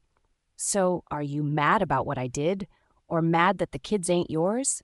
Alec coughed out through a bloody mouth and raggedy breathes. He staggered, and when Mint lurched at him again, their mother screamed, standing in between them. "I made him do it, damn it! How my 2 sons could be blinded by a lowly, rankless wolf with no background, whose career ended in the kitchen pack's kitchen. Not only was she your mate, but Alec was also planning to make her his wife. So I made him rop her, and when he was done, I dragged her body to the road for her to die. I told you, Mint, I'll sacrifice anything for the safety and happiness of my sons." Her voice was so cold and emotionless, they made me shudder in terror. A warm tear slid down my face, walking all the way to my chaffed lips. I shivered more to her words than to the wind from the sea. Everyone fell silent, probably too dazed to speak as well. I inhaled deeply, clenched my fist, and marched to the scene. To hell with hiding, I was done with that. That same lowly, rankless wolf is the daughter of Warren Kendall, the realm's salutary wolf who took you under his wing, trained you through med and healing school. She is also the granddaughter and the current owner of one of the largest hospitals in the human realm. Her name is Carla Natalie Kendall Singer. She is a mother and a medical physician, and she didn't die. She survived and came back stronger than she left. I uttered with so much force and confidence before turning my back and walking out on them. As I exited the beach, I heard Mint speak. "You have just 2 sons now. Lena, you lost one tonight. Mint snapped icily at his mother before dropping like a heap of sand on the floor. I had respected you all my life, ma'am, but I realized tonight that you don't deserve to be a mother or even a doctor. Curtis, take her and Alec to the dungeon. They'll be punished for their crimes in 3 days' time. Alpha Zik concluded. But I wasn't listening anymore. I was heading up to the people who really mattered to me. Mint. Rage, despair, disappointment, hate. I didn't know which of those emotions I was currently feeling, but I just knew my mind was in a crazy frenzy. Not having a mother was better than having one who'll go to the extreme to ruin your life. It was pitch dark at the beach. Everyone had taken their leave, and I was the only one left here. The atmosphere was supposed to be cold, but the fury boiling in the pit, my stomach didn't let me feel a thing. A lonely crescent moon sat in the sky. It was lonely like me, but wasn't lost like me, I thought, gloom clouding my mind. All I could think about were her eyes, the look of anguish that later morphed into spite. Would she ever forgive me? Would she ever be able to look past the misdeeds and horrible manner I and my family treated her? More rage coursed through me as I punched into the air. How dare Alec? How dare his mother? How dare they do that to her? The thought of Alec laying his hands on my mate drove me over the edge. I was losing my freaking mind. It went without saying that we would never deserve her forgiveness, but I don't think I would be able to bear losing her again. After she disappeared, my life literally lost direction. I was better off dead. However, when I saw her earlier today, a tiny bit of hope began to blossom deep in the dead parts of me. She came with a pale light in my pitch-dark world. Carla, do I still stand a chance? I asked rhetorically, to none one in particular. Hades, do you care for a run? I asked my wolf, and he simply grunted without saying a word. I could feel his possessiveness, too. I could feel how much he was craving to have his mate in his arms at this moment. I jerked off the jacket I was putting and pulled out my pants before shifting into my wolf and tearing into the wind. We usually went for runs to let off steam before the accident. However, tonight I wanted to knock myself out cold. I want to run till I was completely numb. We shouldn't be here. We should be with her, Hades demanded commandingly as we sprinted through the wet sand by the sea's bank. You think I didn't think of that? I retorted, pushing him to run faster. I just feel I would be the last person she would want to see right now. Besides, I had to go check on Eleanor's condition and make sure she is stable enough to shift when the full moon comes. I had just met the child but felt attached already, an unexplainable connection despite Alec claiming the kids were his. Alec, sick bastard. He forced himself into her that night and still had the audacity to think he deserved the kids. Like even though they were his, he doesn't deserve them. I impulsively let out a loud, piercing growl that shook the sea. This won't do, I thought, shifting back to my human form. I had to see Carla tonight, at least make sure she was okay. I can't bring myself to imagine how it felt to be in her shoes, the hell she had gone through, and how strong she had become despite everything. I dusted the sand off my legs, began putting back on my clothes, and mind-linking Zyke. Zik? Mint, are you okay? He asked as if he had been waiting for me to mind-link him. I could feel the worry and concern in his voice. Where are you right now? I ignored his question, feeling urgency creep up on me. On my way to the hospital, I'll spending the night there with my Luna. What about Carla? How's she doing? Is she at the castle? I pushed.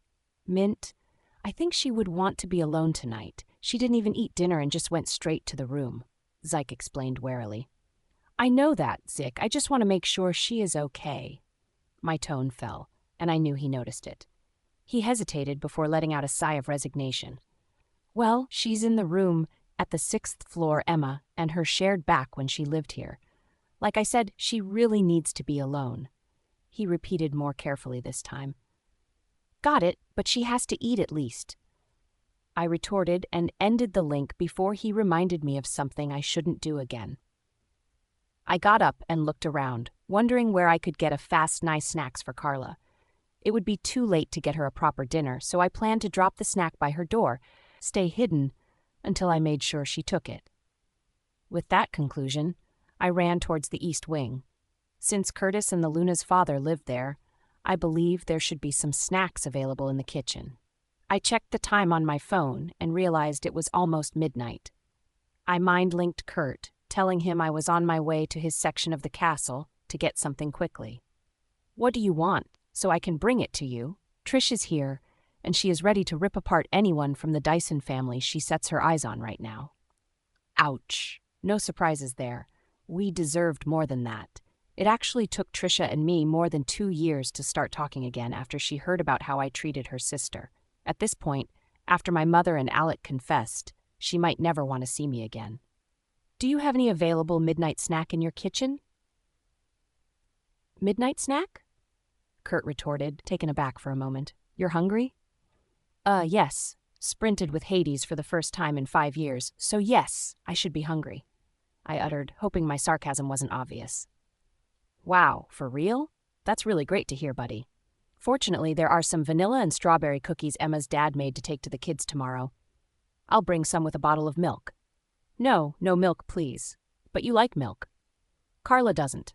"What?" "Nothing. Fresh juice will be fine. I'll be waiting outside."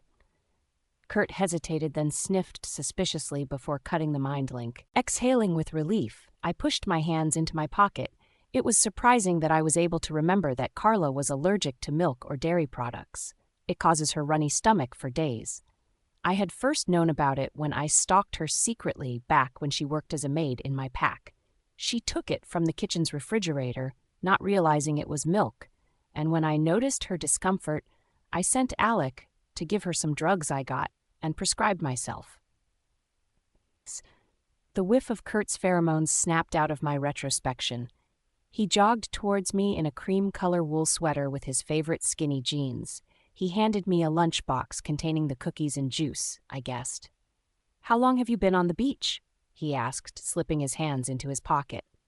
"None of your business," I scowled, itching to take my leave. "How are you, Mint, really?"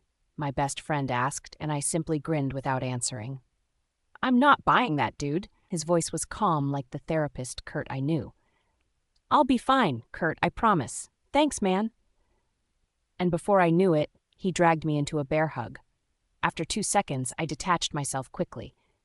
"Don't push it. Give it time. I know you're hardly the patient one, but you have to force yourself to wait," he advised, and I nodded, telling him to send my regards to Trisha.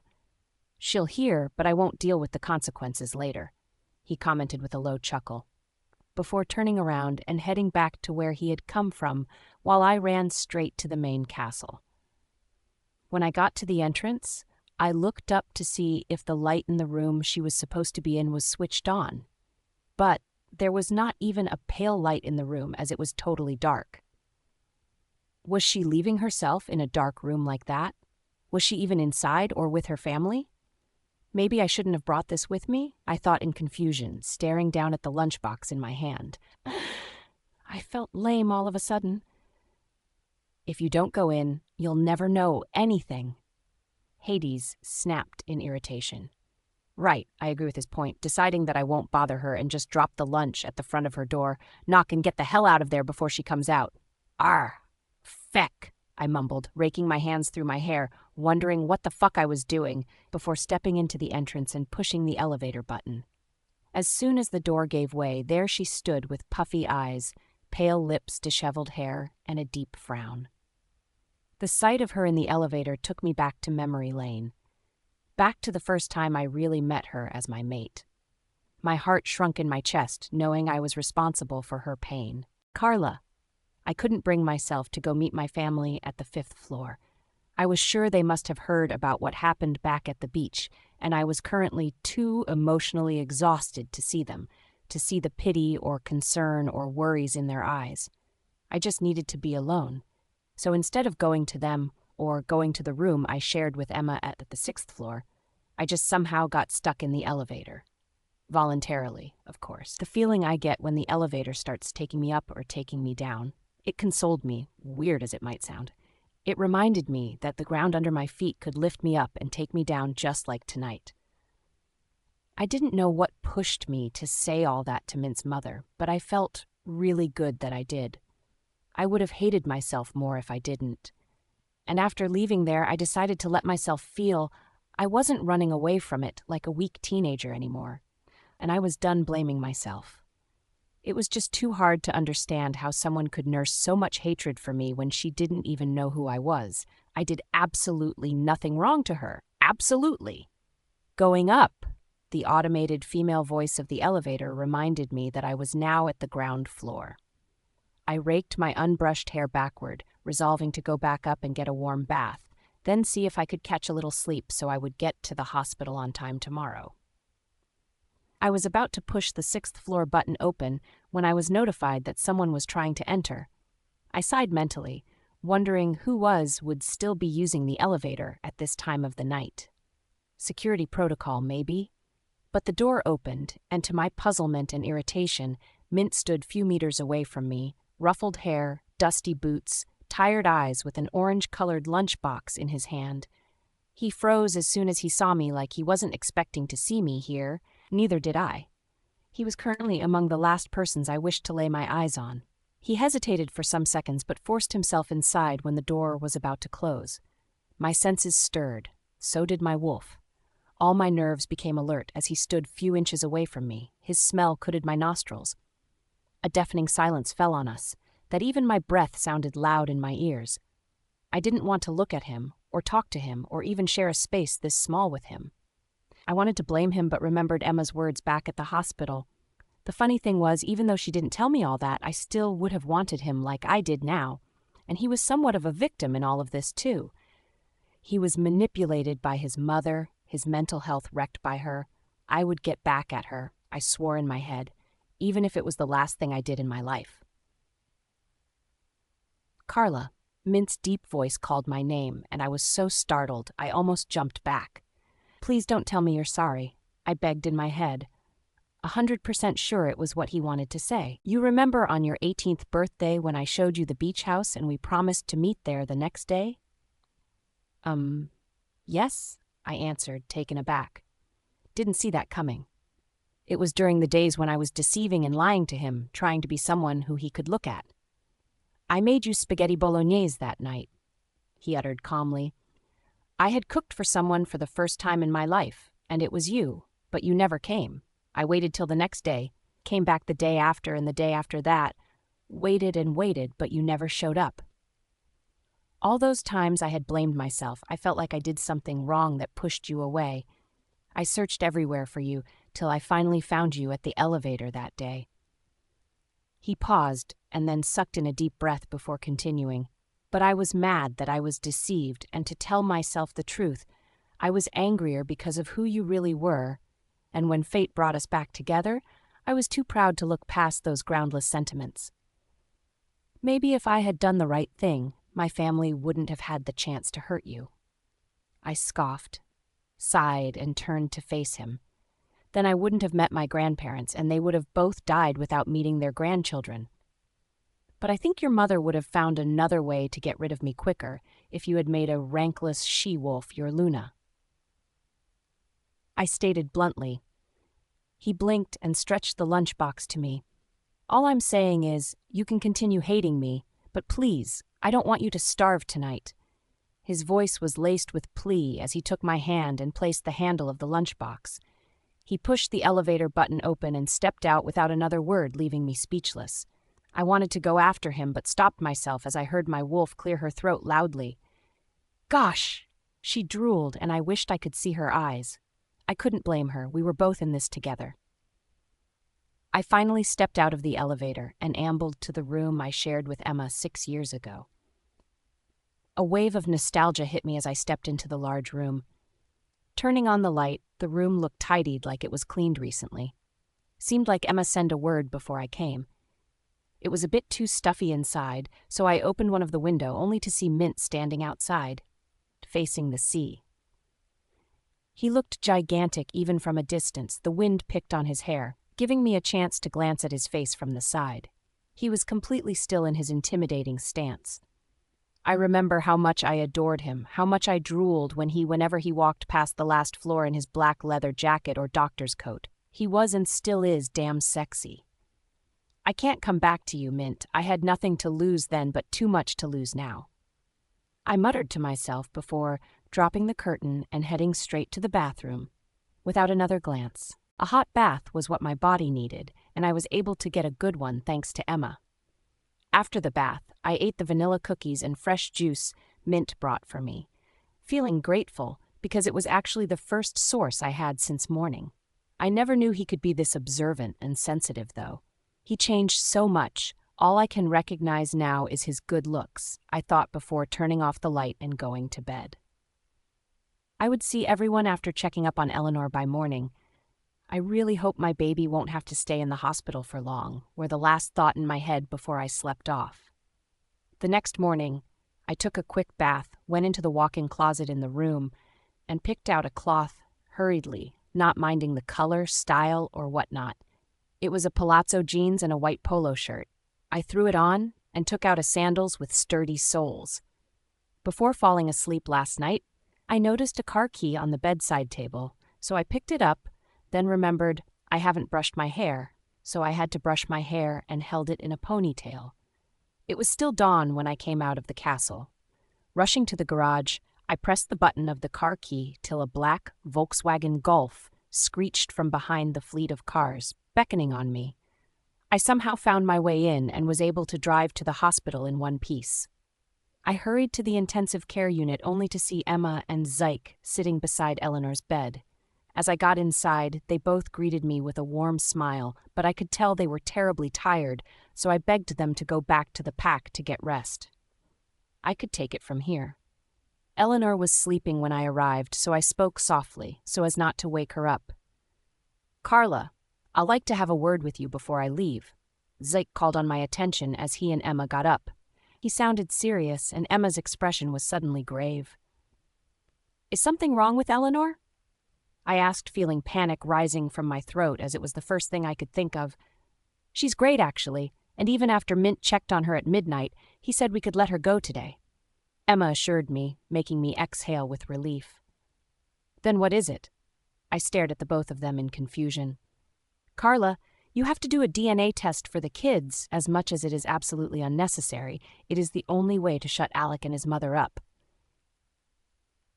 Zeke stated, and I almost laughed out loud. "Hold on a minute, Alpha. I should go for a DNA test because of someone who would never even have the right to come close to my kids just for him and his mother. You literally killed me?" It sounded ridiculous, and my rage was reaching boiling point. "What the fecking hell?" "Our customs here states that you can never take a child away from his or her parents, no matter the crime of the parent. Even in the dungeon, Alec keeps claiming the kids as his and his mother is pushing him and making it worse." Emma pressed, coming close to me because she could sense my anger now. "They're my kids, Emma, and I will not do it. In fact, we're leaving. All these happening right now wouldn't have happened if I didn't bring them here. That piece of shit wouldn't have even laid his filthy eyes on them." My cool had slipped, and I was yelling now. "But wouldn't you want to know, Carl? Doesn't it bug you at the back of your mind? If Alec gets exiled, the customs of this realm gives him the right to take one of them," Emma said, placing a hand on my shoulder. "It's not hurting anyone. Carla, Mint is not going to make troubles if the kids turn out to be his, so please don't let Alec and his mother win this fight. No one knew you and Mint had anything together that night except him." Her eyes searched mine. She was willing me to see her point, and I did see it. Fuck it. Let's do it then. I said those words with trembling lips, but then, I'll rather die than let Alec touch my kids if the DNA supports his claim. Narrator. Grannies! Eleanor shrieked with glee, hurling herself from the bed and skipping into Donna's arms. An emotional Donna crushed her great-granddaughter into her bosom, hurling her up and catching her, which made Eleanor scream more cheerfully. "You're going to hurt yourself if you run like that, Elle. Besides, you're still recovering," Donna chided softly, placing Eleanor back to her bed. "How are you feeling, sweetheart?" Richard asked, patting Eleanor's head as him and his wife exchanged surprised glances. They couldn't believe it was the same child who couldn't breathe without oxygen the day before. "Good," she replied enthusiastically. Eleanor looked completely healthy. She was totally her active self now, jumping around, chatting nonstop, and even Elliot couldn't believe his eyes. "Richard, can I sit with Eleanor on her bed?" He tugged at his great-granddad's sleeve. They had to rush to the hospital to see Eleanor this early. First because they were dying of worry, but mostly because Elliot literally didn't sleep the whole night asking after his mother and sister. They could see it in his little eyes, how worried he was about his sister. "Sure, Lyot, come on." Richard raised Elliot and placed him on his sister's bed, facing her. Donna looked around, wondering why they didn't meet Natalie when they came in here. Maybe she went to get something for Eleanor, she concluded, turning her attention back to the twins who were simply staring at each other without saying a word. "I'm fine now," Eleanor muttered, and Donna and Richard's eyes widened with shock because they didn't hear any word from Elliot. Was Eleanor hallucinating? "Where's Mummy, Ellie?" Donna asked Eleanor, to know if the child was all right. "She went out with some lady when Eleanor was lying on the bed," Elliot replied, pushing his glasses on the bridge of his nose. Another shared surprise glances. "How did you know that, Leo? We came in together, right?" Donna asked, trying to hide her worried expression. "That's what Eleanor said. Didn't you hear her?" Elliot raised his eyes at his grandparents, confusion plastered on his face, but it eased up when Donna smiled and patted his head. Richard and his wife stole glances again, more confused now than ever. "I'll go get your mummy now." Richard straightened up, remembering the Alpha telling them it was possible for Eleanor to be discharged today. He couldn't wait to take his family out of this hellhole, including his newly found granddaughter, Patricia. This was the same place he lost his daughter. She died because of inadequate health care when her parents were the owners of the biggest hospital in Wyoming. She died during childbirth after losing so much blood because her mate or husband or whatever they call it was banished from the realm, and no one cared to help. His child died because she wanted to be with love of her life. Richard wondered when that became a crime. And to think they almost did the same to his granddaughter, Natalie, after treating her like trash for more than 18 years of her life, they tried to kill her like her life meant absolutely nothing. Heartless scoundrels, he thought, gritting his teeth subconsciously. Richard had never hated anyone of anything like this realm, this group of wild beasts. If he had known better, he would have been firmer with his against allowing his daughter come school in the UK 26 years ago. It was hard to describe the heartbreak, the bile that rose in his throat when he overheard Tricia talking about what the supposed mother and brother of Natalie's mate did to her. Left to him, they wouldn't pass another night here. Richard was so deep in thoughts that he didn't notice the person coming from outside the door, and if the person didn't halt, they both would have butted heads. He raised his head to apologize but froze instead when he saw the young man's features, and he was putting on a doctor's coat. "Alpha Mint," Richard heard Eleanor screech from behind. He turned to see his child's eyes glistening with happiness. "Mint?" Richard's jaw tightened. He clenched and unclenched his fist. His breath caught in his throat as he watched Eleanor rush down from the bed straight into the young man's arms. He knew his great-granddaughter's cheerful and jovial attitude, but he also knew how wary of strangers she was. Or had they told her already? "Richard, Donna, meet my doctor, Alpha Mint." She clung to the young man's neck. The young man was too tall, so Richard had to significantly raise his neck to stare straight at him before snatching Eleanor from him. Sweetie, you're still recovering, so you shouldn't run around like that. You ought to rest," Richard told Eleanor, placing her back to her bed. She frowned slightly but nodded, all the while staring at her doctor. There was a frown on Donna's face, too. She noticed Richard's strange attitude and the doctor's features, which seemed so much like that of Eleanor. Richard straightened and made for the door again, but the doctor started introducing himself. "Hello, ma'am. Sir, I'm Mint Dyson, Eleanor's doctor," he said with his deep, rich English accent, stretching out his hand towards confused Donna and irritated Richard. But Donna took his hands awkwardly when she realized that Richard didn't have any plans of accepting the young man's hand. "Eleanor's great-grandparents." "It's great to meet you. Eleanor talked about you all throughout the night," Mint muttered, trying to get his bearings as he was thrown off guard by Richard's strange attitude. Donna forced a wide smile while her husband walked out of the door, leaving Donna and Mint to catch up. Richard strode out of the intensive care unit, looking around for Natalie. He didn't know how to reach her, since none of them was with their phones due to how they left Wyoming in a hurry. He stood around for some time and was about to go back inside when he saw Natalie, Patricia, the Luna, and Alpha waking towards him. "Grandpa, what are you doing here?" Natalie ran to him, and he couldn't help but envelop her in a warm embrace. He had stayed up all night wondering her heart broken. His grandchild would have been hearing that heartless woman say all those words. He wished he was there to protect her, to shut her ears from hearing those retching words. "I'm all right, Granny. Have you seen Eleanor?" Natalie asked, detangling gently from his embrace. "Yes, I have, sweetie. She seems totally fine now. I'm sure we can all go back home today." Richard's voice faltered. He was trying really hard not to cry. "We can't now. We have to wait for her to shift first, according to her doctor," Patricia chipped in, as she noticed Carla becoming emotional as well. Richard held his granddaughter's hands in his and turned to face Zyke, who could see the anger in his eyes. "We want to sue.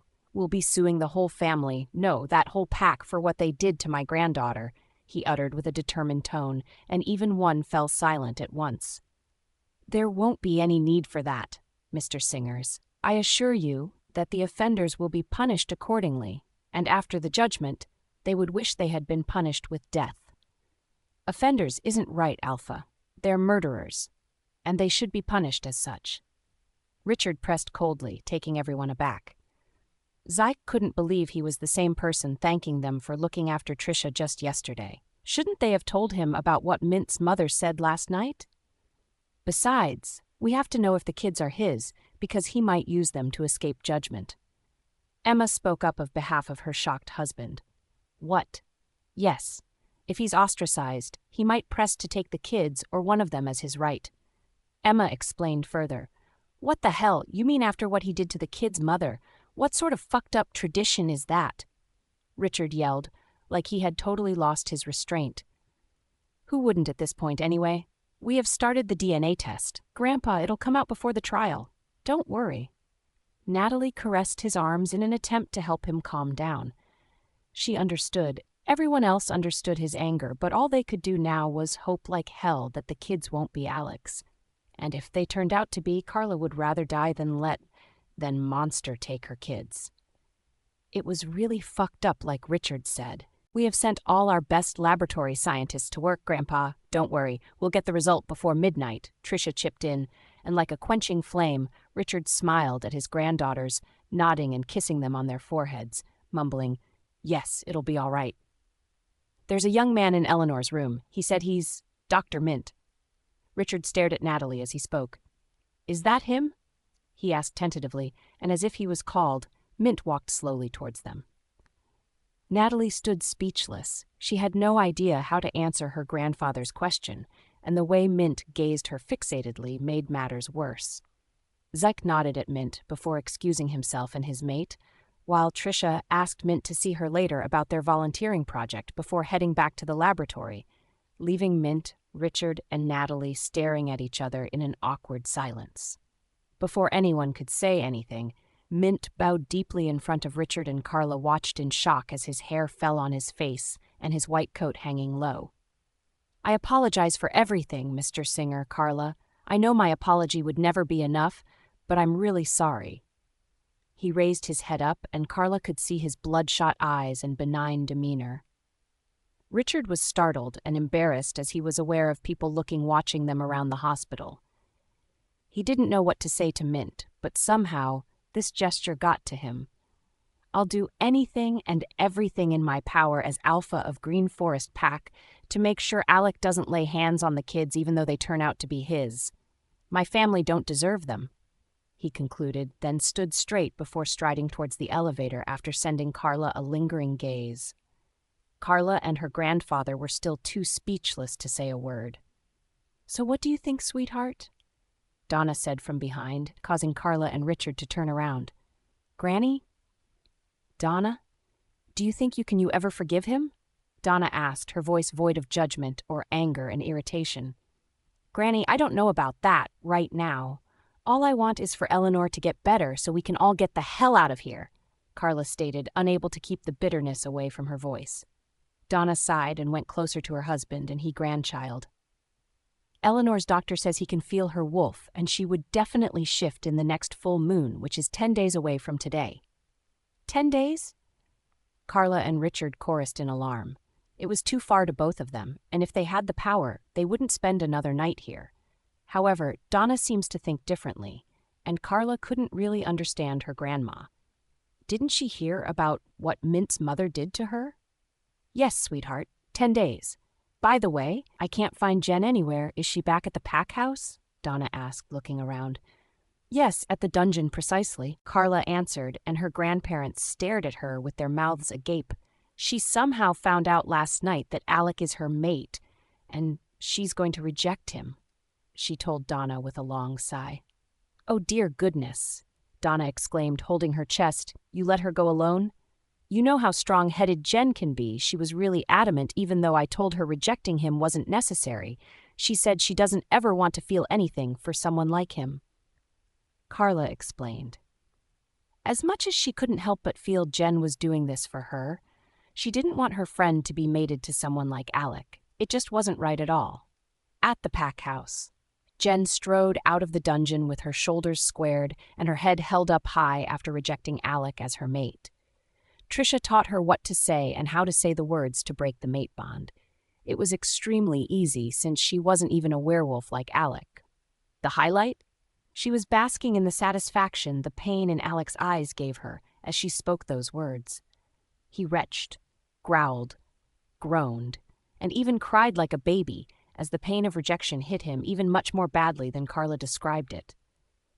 Jen knew nothing would ever happen between her and Alec, even without her breaking the bond, but she couldn't imagine having any feeling towards that piece of shit. Of course, it would never be on her own accord, but the fact that she could be forced to feel something for him irked her. So she had gone inside with a guard behind her to make sure a single hair on her head is not touched, like the Luna instructed, and coldly uttered the words, I, Jen Snow, reject you, Alec Dyson, former beta of Green Forest Pack. And the effect had been immediate. His mother, who was on the other cell, cursed at Jen, called her a worthless bitch, who didn't even deserve her son even in her next life. Jen had smirked and turned to her with cold eyes, saying, If I was the Almighty, I would rather create more grains of rice than create a valueless creature that adds no significant impact whatsoever in this world. It was better you never existed. Those words stung Lena so bad she went quiet instantly.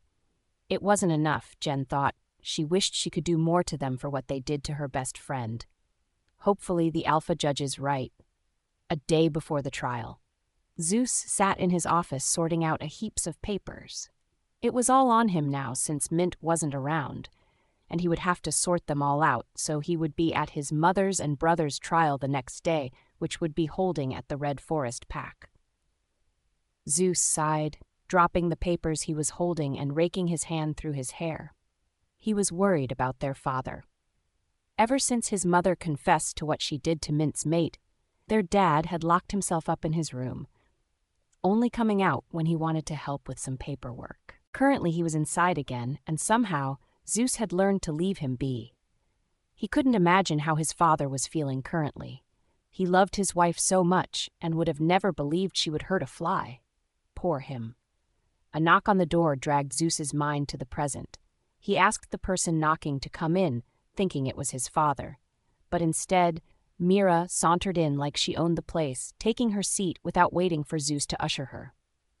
Despite how calm he usually was, Zeus couldn't hold back the irritation he was currently feeling. What the hell, Mira? What are you doing here? I heard Mint's mate is back.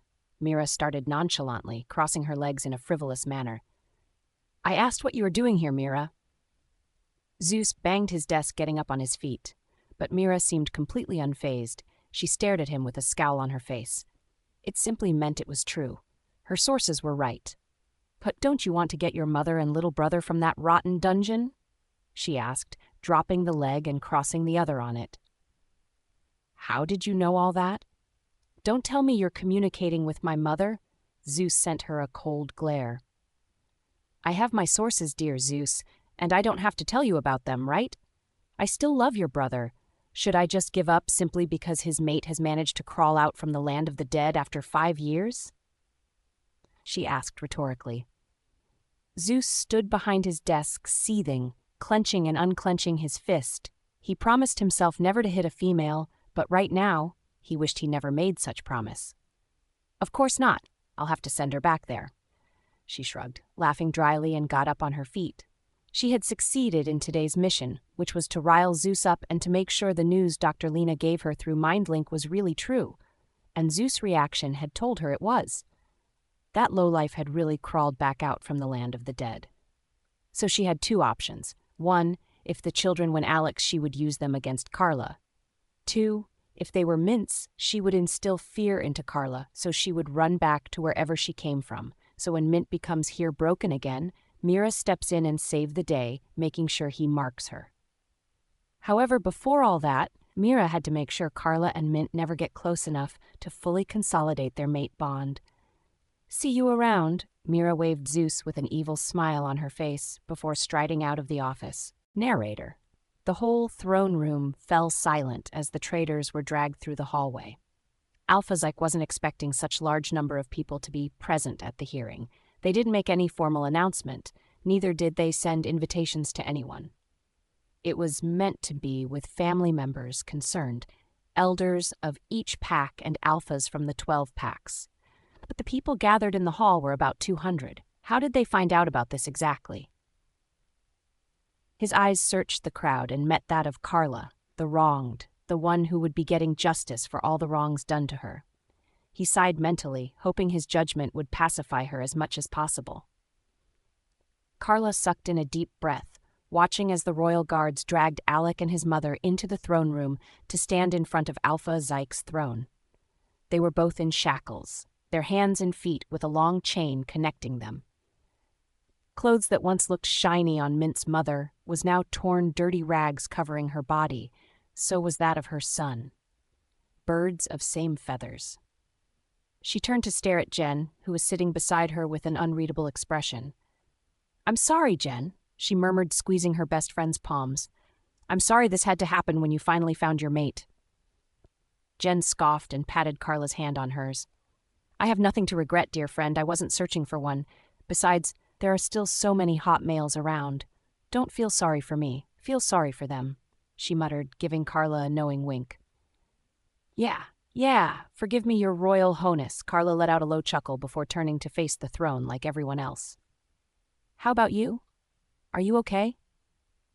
Jen leaned close, speaking into Carla's ears. "I've always wanted to help you get justice, but it had seemed like something we could only wish for and never attain. Look at us now." She sounded excited, even though she knew Carla was trying so hard to hold back. But Carla nodded at Jen, grateful as well. It had haunted her for years, knowing that Alec would go scot-free with his crime, while she could have died if her grandparents hadn't found her. She wanted them to feel all the physical pains she felt, the horror and trauma she had to go through because of who they saw her as.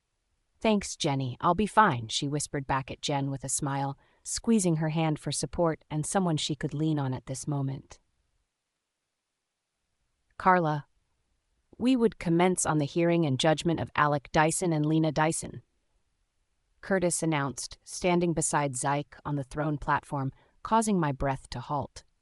I swallowed the thick lump forming in my throat, shifting uncomfortably on a seat that was meant to be comfortable.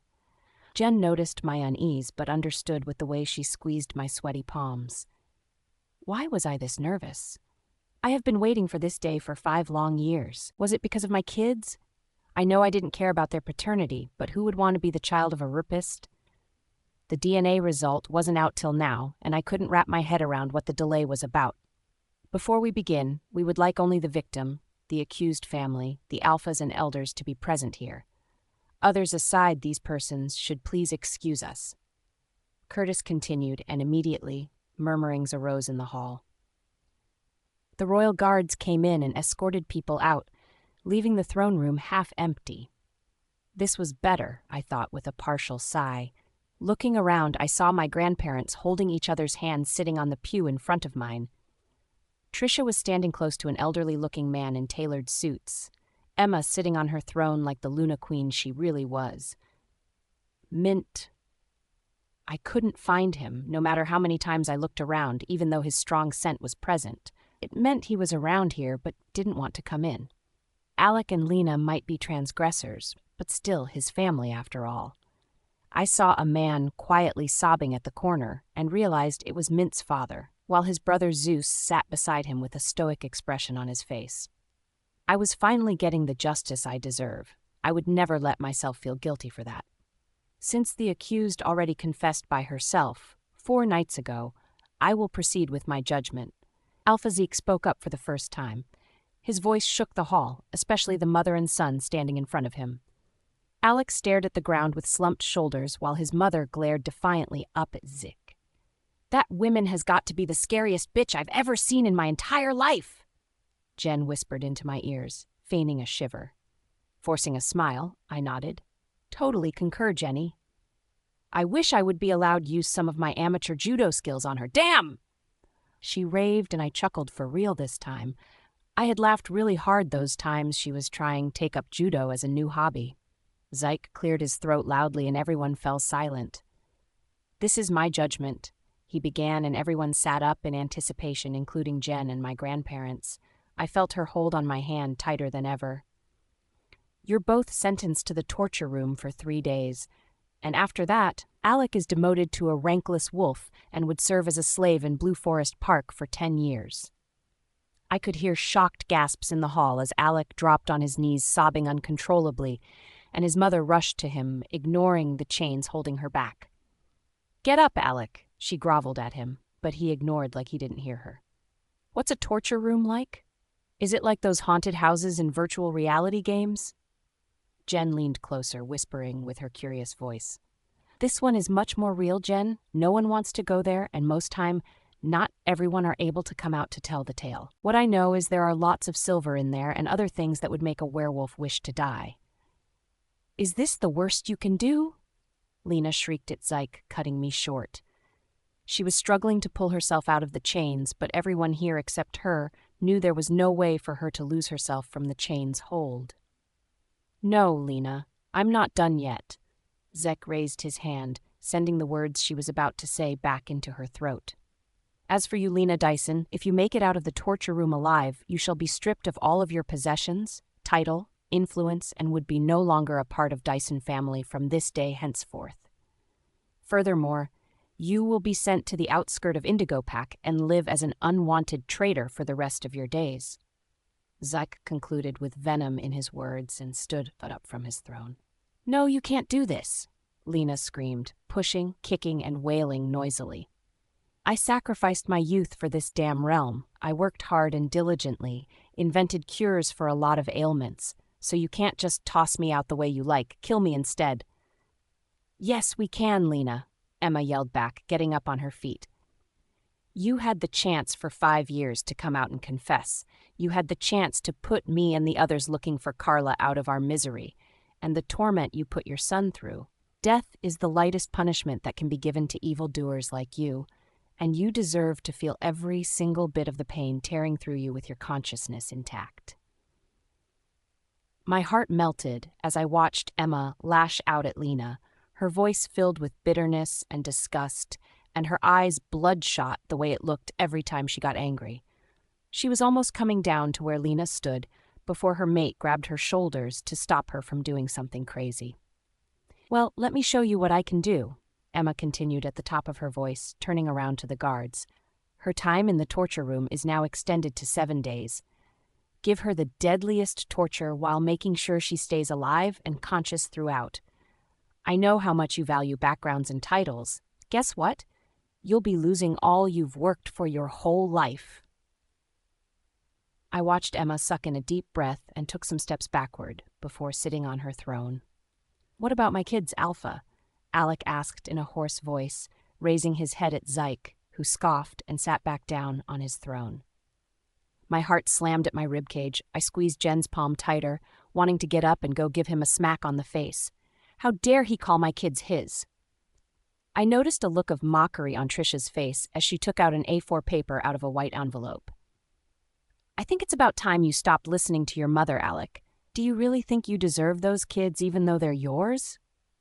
Zyke retorted, a repulsive expression on his face. "That's one thing that cannot be taken away from me, and I know I have the right to take one of them with me," Alec's voice was getting snarkier and it was making me cringe. That's if any of them are yours, isn't it?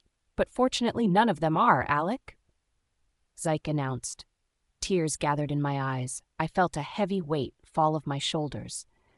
A feeling of satisfaction seeped through me as I watched my grandparents hug each other.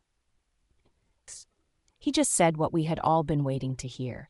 I thought the kids were Alec's. That was why they were hiding the result from me. What? How can that be? I made it and marked her first, he growled, crawling forward as if he could do anything. That's wrong. Her mate made it and marked her first before you committed your evil act. Your mark on her had no effect whatsoever, and since you insisted so much, we had to run a DNA test. Zeke concluded and nodded at Trisha, who came forward, accompanied by the middle-aged man who was standing with her earlier. Taking the kids and their mother's privacy into consideration, we would not be displaying the test results publicly. However, I would show the one claiming the kids are his. Trisha commented with an even voice and proceeded to handing the papers to one of the guards who opened it before Alec. He scanned it with hungry eyes before turning to Zeke. You think I wouldn't know you changed the results? Damn it! You changed the results, he yelled, kicking at the chains, trying to go closer to Trisha. But the guard behind him dragged him back, causing him to sprawl on the ground. Here it says, your paternity with the kids have no match, and the only DNA you share with them are secondary because you're related to their father. And here it says, the both kids' DNA match with Alpha Mint is 99.9% accurate. Trisha explained to the crowd, pointing at the two pieces of papers she was holding. She took a step back, allowing the man beside her come forward. As a werewolf and also lab scientist for over 30 years, other features in the children was obvious enough to tell who their father really was. The daughter was an alpha wolf, which explains everything, really, not to talk about the physical gene traits passed on to her. While the son is an exact image of his father's childhood days, the mark of the one who wasn't her mate was completely inconsequential. Thank you. He bowed at the alpha and then walked back to his seat. Trisha did the same before coming to sit beside me. She squeezed my other hand, sending me a wide smile with her eyes brimming with unshed tears. I'm happy for you, Carl, she muttered while I let out a deep sigh of relief. At first, I feared one of them or even both of them might be Alec's, but I couldn't explain the relief I felt realizing he wasn't the father of any of my children. Mint was. My mate was. A mate I hated all these years, or did I now? Mint. Mint sat on the metal window threshold listening to his mother and Alec yell their throats off as the royal guards dragged them out of the throne room. He was feeling a lot of things at the same time, so much that he couldn't put a name on them anymore. Embarrassment? Regret? Guilt? It was certain that he was feeling all currently, but the predominant one was difficult to describe.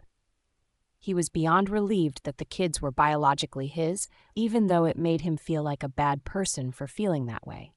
However, it wouldn't have changed much if they were Alec's, as he was ready to fight with all the strength in him so as to make sure Alec is not able to claim ownership on them. And somewhere deep in his heart, he had feared that if the kids were Alec's, he would lose the chance of ever fighting his way back into Carla's heart.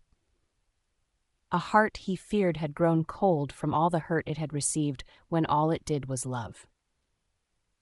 After Mint was told about Carla when they all thought she was dead 4 years ago, he had stopped wanting anything from life, to the point where he didn't even want to live.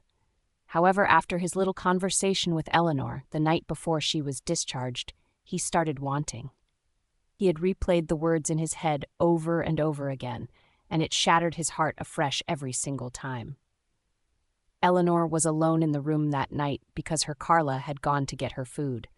Mint actually thought the child was sleeping as he administered the final dose of drugs into her IV line until her eyes fluttered open and she gazed at him with the softest look he had ever seen. I don't have a dad, doctor, she had muttered in a low tone, taking Mint aback. She stared at him expectantly, but he hesitated, knowing that what the little girl needed at that moment was consolation and not explanations. Well, you have one now, Eleanor, he replied softly, sitting on her bed and giving her the most genuine smile her could muster. Huh? How? Her eyebrow elevated. She seemed too sleepy to sit up. I'm your dad now. Why have you never come home then? It's a really long story, baby. You can only understand when you grow a little older. Mint explained with a gentleness he didn't know he had in him. My mum tells Elliot and me long stories every night. So will you come back home with us now? The little girl asked enthusiastically, and at that point Mint couldn't take it anymore, so he coaxed the child back to sleep, rushed to the nearest bathroom, and cried for the first time in years. He had felt guilty for saying those words to the little child who knew nothing, and was relieved to realize she didn't remember that moment the next day. He was going to introduce himself to them, but not now. He didn't deserve to jump into their lives after being absent for so long. He had no idea when they took their first steps, when they said their first words, or the first time they opened their eyes to the world. What sort of father did that make him?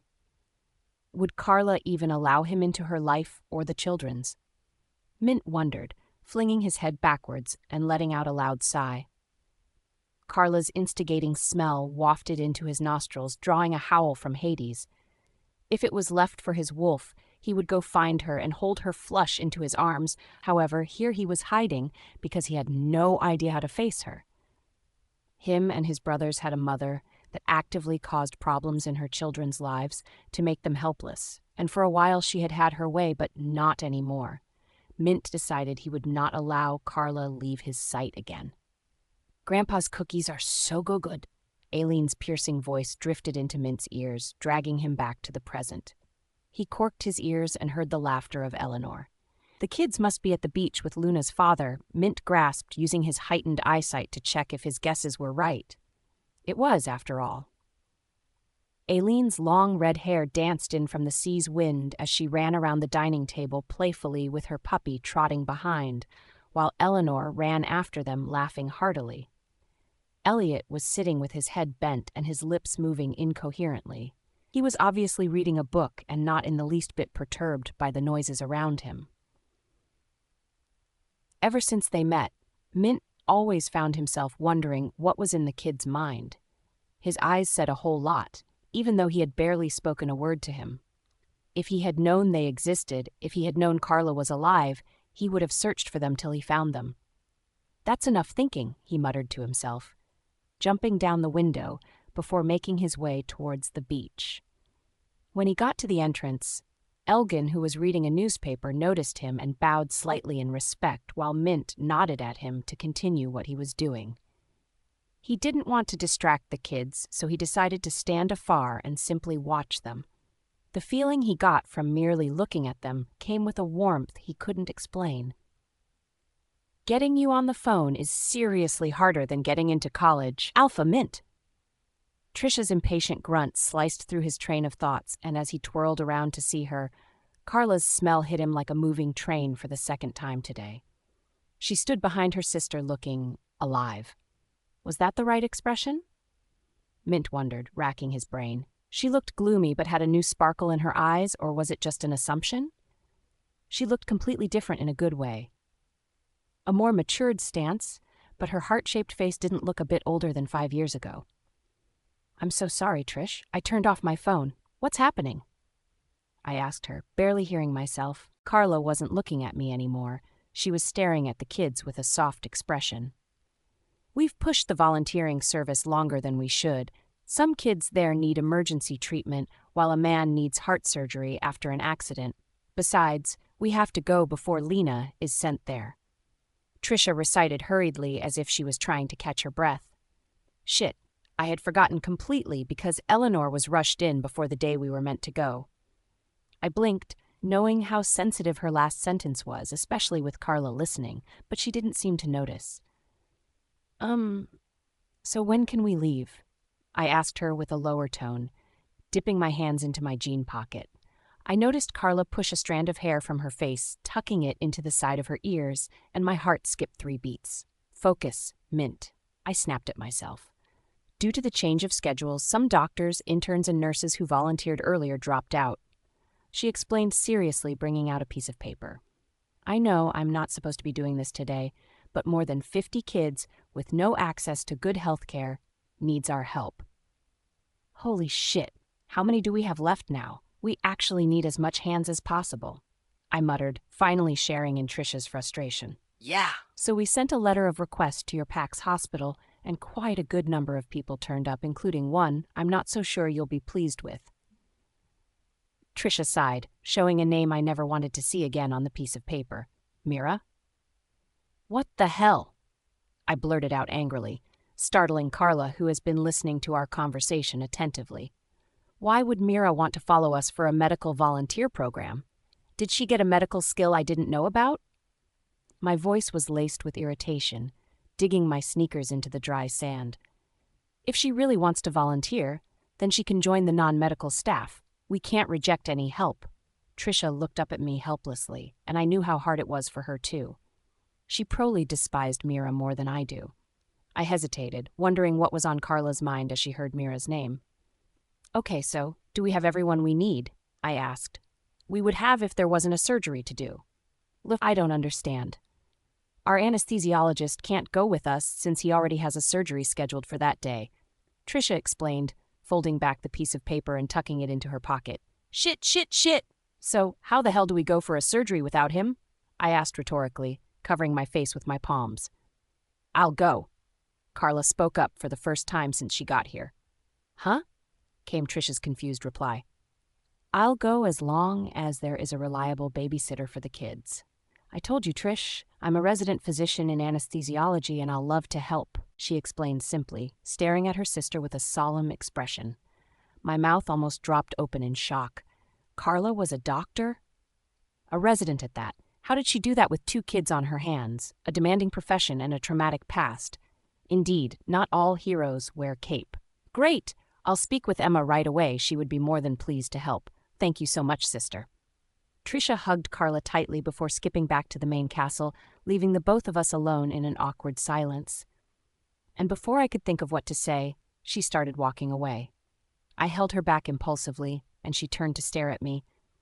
I just have one question to ask you, she started, looking up at me, and I couldn't say a word but simply nodded for her to go ahead. Why did you come out that night to look for me, knowing it was dangerous after all I did to you? You didn't want me anymore, right? So why look for me who meant nothing to you and end up having an accident that made you infertile?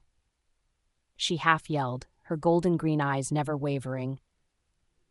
I tightened my grip on her slender wrist as her words hit me straight in my heart. I wonder how much courage she must have mustered to ask me this directly without filter. Because I'll rather fight with you than make up with anyone else, I answered quietly, and she tried to snatch her hand away from my grip, but I drew her flush against me. I could feel the dominant part of me heating up with the brushing of her smooth skin against mine. I was finding it more difficult to hold back, and before she could say another anything, I claimed her soft, sensuous lips into mine, sending the words back into her throat. I shouldn't be doing this right now, but I can't hold it back no more. Third-person point of view. Carla's breath hitched in her throat as Mint deepened the kiss. At that very moment, she could swear she felt butterflies flitting in her abdomen, flapping mercilessly around the walls of her stomach. She wanted so badly to push him away, but craved more at the same time. Damn the mate bond, she thought, trying to release herself from his possessive grip. He broke the kiss when he finally noticed her struggle, but still didn't let her go. Instead, he leaned deeper to kiss the mark he placed her on 5 years ago on the crook of her neck. The mere act tingled all of Carla's senses, causing her to hesitate from pulling back. She couldn't remember the last time she felt this alive or had the luxury of feeling this way. Mint's lips lingered on the mark, but he withdrew them as soon as he stared down at the scar-like mark on her left arm, and she lifted her head to see his gray eyes darken. A low growl escaped his throat, causing his chest to vibrate. She instinctively placed her arm on the scar, but Mint gently pulled her right hand away and traced the mark with his fingers. It looked like it was fading already, but still made his blood boil when he remembered how the scar came about. Carla fought through the pleasurable sparks that erupted from the spot. Then he voiced out with a murderous tone, "It was Alec, right?" He asked, and she noticed him clutching her arm tighter. Mint inhaled and exhaled sharply. He had no idea how to ever make it up to her. Left to him, He would have strangled life out of Alec and his mother already. But he couldn't do that. Not when there were the kids. "You have no idea how sorry I am, Carla," he muttered like the words were stuck in his throat. "It was all my fault. If I wasn't a coward back then, if I wasn't so concerned about ranks and shits, no one would have dared to hurt you." She twirled to check if the kids were watching, ignoring his words. A low sigh escaped her when she realized they were still in their own little world, completely oblivious of what was happening between the adults. "Carla?" He pressed again, but she snatched her hands away from his, taking a step backward like she had suddenly snapped back to reality. "I'm not the clueless, lovesick 17-year-old rankless she-wolf anymore, Mint." Her tone was deliberately harsh. Mint watched in awe as the wind blew some strands of hair into her face, and he impulsively brushed them away gently, tucking them behind her ear. "Then I'm no longer the oblivious Gamma who couldn't reciprocate an unconditional love. I'm going to start wooing you, Carla, and I'm not going to stop until I make you mine again," he stated forcefully, taking Carla aback. He meant every single word, and he had so much to ask her, so much he wanted to know about her and the kids, but he would have to take it steady. Carla sucked in a deep breath. She couldn't blame him 100% for what happened to them. But he was wrong, though. His mother would have looked for a way to get rid of her if he had taken her as his Luna back then. Dr. Lena was capable of such, Carla thought, wishing to ignore the tension in the air after he tucked her some strands of hair behind her ear. Plus, he was currently too close for comfort. This was the same Mint she adored all through her teenage years. She wasn't sure staying away from him all these years made it lesser. How many days is the volunteering service going to take? The estimated time for Eleanor to shift is just 6 days away, so I have to be with her," Carla asked lightly, trying to digress from their condensing conversations earlier. "Don't worry, it's just 3 days," he replied, dropping his hand from Carla's arm and taking a step back as if he noticed her uneasiness. "Besides, I can't miss Eleanor's first shifting for anything in the world. I was never present when they had their many firsts, so I would be this time around. I will always be if you allow me," Mint uttered softly, and Carla looked up to see the genuineness in those sexy eyes of his. She simply nodded, shorter words. He was Eleanor's father, and logically she didn't have any right to take that lifetime experience of watching his pup shift for the first time away from him. "Also, you should get ready. You might have your first shift that day as well. I can feel your wolf. She keeps getting stronger and stronger," he concluded and walked past her towards the east wing of the castle, leaving her what? Nervous? Excited? "Alec! Arr!" The burning metal peeled off my already sweaty skin, causing my mind to explode with pain. "Mother, please make the pain go away." I pleaded with my mum, who was chained on the other chair like me. My head was burning, my eyes and every single part of me, and at this point, I'd rather die than continue this torture. The guard stopped pressing the iron against my arm and shoved it into a burning coal to make it, "Mother." "Mother?" I whimpered, but my mum simply shut her eyes tight, trying not to yell or scream as the hot metal met her skin. She looked like she was trying to mind-link someone. "Don't tell me, Mira again?" "Emma. On nights like this, alcohol should be running through your veins instead of blood," Jen blurted out, before gulping another shot of tequila, and I couldn't hold down a chuckle. She had almost finished the second bottle, and I didn't know she loved alcohol this much. Jen is fun. We were having a girls' night on the beach, under the dim crescent moon after tucking in the kids, of course. The tide was low, so it wasn't all that cold. Carla sighed quietly, sipping from her shot glass about every 2 minutes. She looked like she had a lot on her mind, and at this rate, might get drunk before we get to the 3rd bottle. We have both never really drank together, so I had no idea how much she could hold her liquor. "Take it easy, Jenny." The oldest among us, Trisha, chided Jen, trying to drag the shot from her. She was playing the big sis part right, and it suited her just fine. "Allow me, Trish. I'm drinking in Carla's stead since she would never get drunk because she's Miss Caution." Jen gagged, swaying to the gentle breeze, but Carla caught her just in time. "Why would you drink for me, Jen? I'm totally fine." Carla raised her eyebrow. She looked like she was going to laugh. "I'm not fine on your behalf," she yelped, slapping Carla's shoulder lightly. "I can't believe my best friend is shagging that Mint guy for real. You need to give the goddess a bottle of wine or quiche or something. Are smoking hot guys a trend here? I shouldn't bother going back to Wyoming." Everyone convulsed with laughter, and Carla looked like she was going to faint. "I'm not shagging him, Jen. Besides, the guys are close. Take your voice down and stop drinking." Carla wailed, and we all giggled at her obvious tomato-red cheeks from embarrassment. I was relieved that the air around us was light and free. Carla was finally laughing with us, something I haven't seen her do since she came back from the human realm. I had been strict with the rules, though. No serious talks about Mint's mother or Alec or whatever issues had been making everyone down these days. "But you once shagged him, best friend," Jen stated firmly, even though her voice sounded like that of an alcoholic. She grabbed Carla's shoulder, wriggling her till I playfully dragged her away. "She's my best friend, Jen, not yours anymore. I'm her first," I commented, taking a swig of my own glass.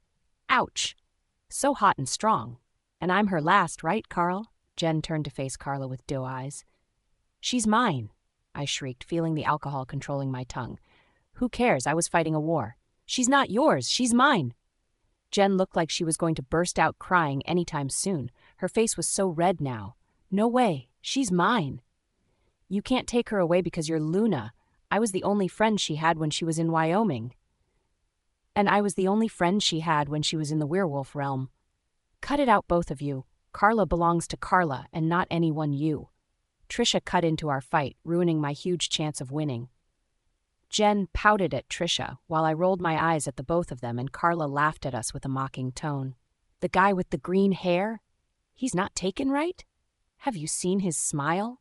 Geez, if he's mine, I'll become a werewolf if I have to," Jen started again, and I watched Trisha's face turn green. Oh no! She looked like she was ready to pull Jen's hair out of her skull one stand at a time. "Don't you even dare?" Trisha growled, and Jen faked a frightened face, causing Carla and I to double over with laughter. "Tell me if he's taken. Stop yelling," Jen yelled back at Trish, and they both fell on each other, giggling like children. Somewhere deep in my heart, though, I wish Trisha would accept Kurt's love because she did love him too, and pushing him away was making the both of them suffer unnecessarily. However, I understood her fear. What if he finds his mate and leaves? What if she finds her mate and want him more than Kurt?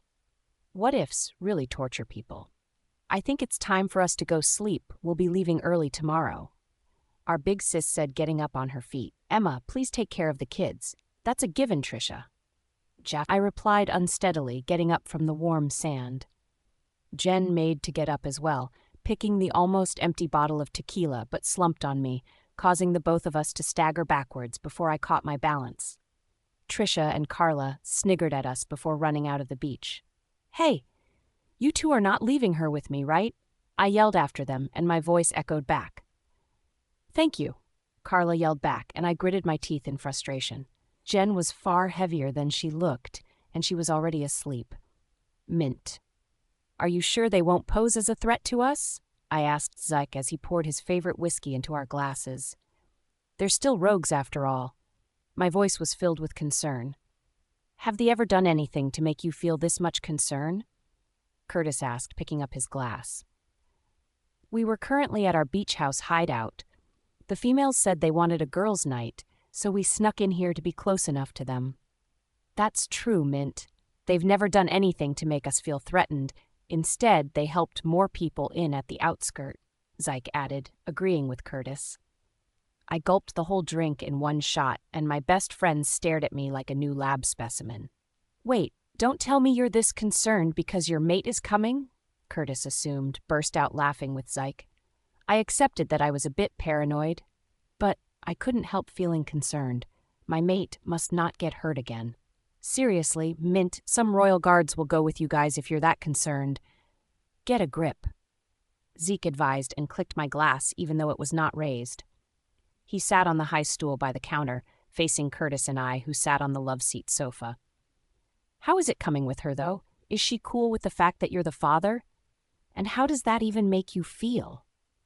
Curtis suddenly bombarded me with questions I had been avoiding. I knew he and Zeke must be dead curious. I exhaled. Sitting up, they were my friends, and they deserved to know how I was feeling. I don't know, man. I don't think I deserve her and the kids, but I can't stay away. I'm starting afresh to make her love me, and I want to be involved in the kids' life now if she'll let me. I uttered and heard Zeke let out a deep, long sigh. I understood what that meant, though. He had been in my shoes once upon a time. I hope it works for you, friend. He raised his glass before taking a swig. Same, I replied, and he knew I was talking about him and Trisha, Carla. Phew, honestly, I'm glad I didn't take that bus. Seeing that face while having such a bad hangover will ruin the rest of the day for me. Jen mused as soon as our bus took off. We were on our way to the outskirts, and I had no idea Jen would be going with us, because it wasn't part of the plan, and her name wasn't even on Trisha's list. She woke up and saw us getting ready, only to start insisting she must go with us. Well, we needed more hands according to Trisha, so she was allowed to come with us. We were traveling with 2 buses because of the number of staffs going with us, so Trisha arranged it in a way that all medical staffs go with one, then non-medical staffs go with the other. Surprisingly, Mira was part of the non-medical staffs from Green Forest Pack, and as soon as she introduced herself, Jen said she'd rather not go at all than stay in the same bus with Mira. I was uncomfortable too. I would have changed my mind too because I knew all she did when I disappeared. I knew the part she played in trying to get Mint to forget about me. However, I wasn't doing this for her. That was why I ignored her and dragged Jen into the medical staff's bus so Trisha could follow the non-medical staffs in Jen's place. We finally settled in and the bus drove off while I promised myself to ignore Mira as much as possible for this 3 days. Despite how good and kind she was trying to look, I knew she hadn't changed at all, and it might all be an act. Meanwhile, Mint was quiet all through the drive as though he wasn't even there, as though he wasn't hearing Jen rant about Mira. But who cares anyway? I have no idea what her intention would be this time around, but I don't plan on letting her have her way. Is he really asleep? Jen suddenly whispered into my ears, peeping behind her shoulders.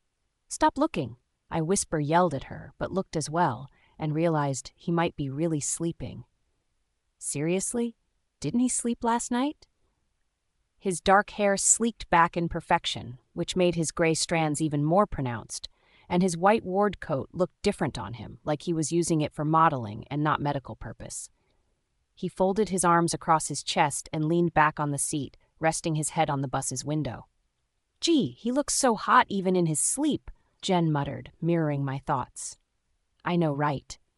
We were swarmed with work as soon as we arrived, and we didn't even have the time to rest or eat as we ran around, testing sick people, giving drugs to those who needed it, as well as counseling. I spoke and spoke till my throat began to hurt.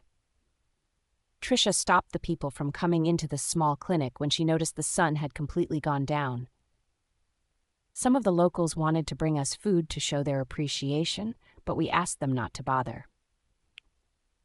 We packed enough food that would last us for the number of days we would be staying. We were so many that we occupied 3 inns, to the point where 2 people had to share 1 room because the inns at the outskirt had very few rooms. Jen and I shared 1, Trisha and one of the female staff shared 1, and Mint had 1 to himself as an alpha. I had no idea how Mira did because I honestly wasn't interested. She was busy checking her face in the mirror every 5 minutes while some of us worked so much our body ached. I and some nurses assisted Mint with the surgery, and it was a sight to behold. I had never seen him perform surgery before, and as a medical doctor, I must confess, he was crazily good. He did it like a professor, like it was what he was born to do.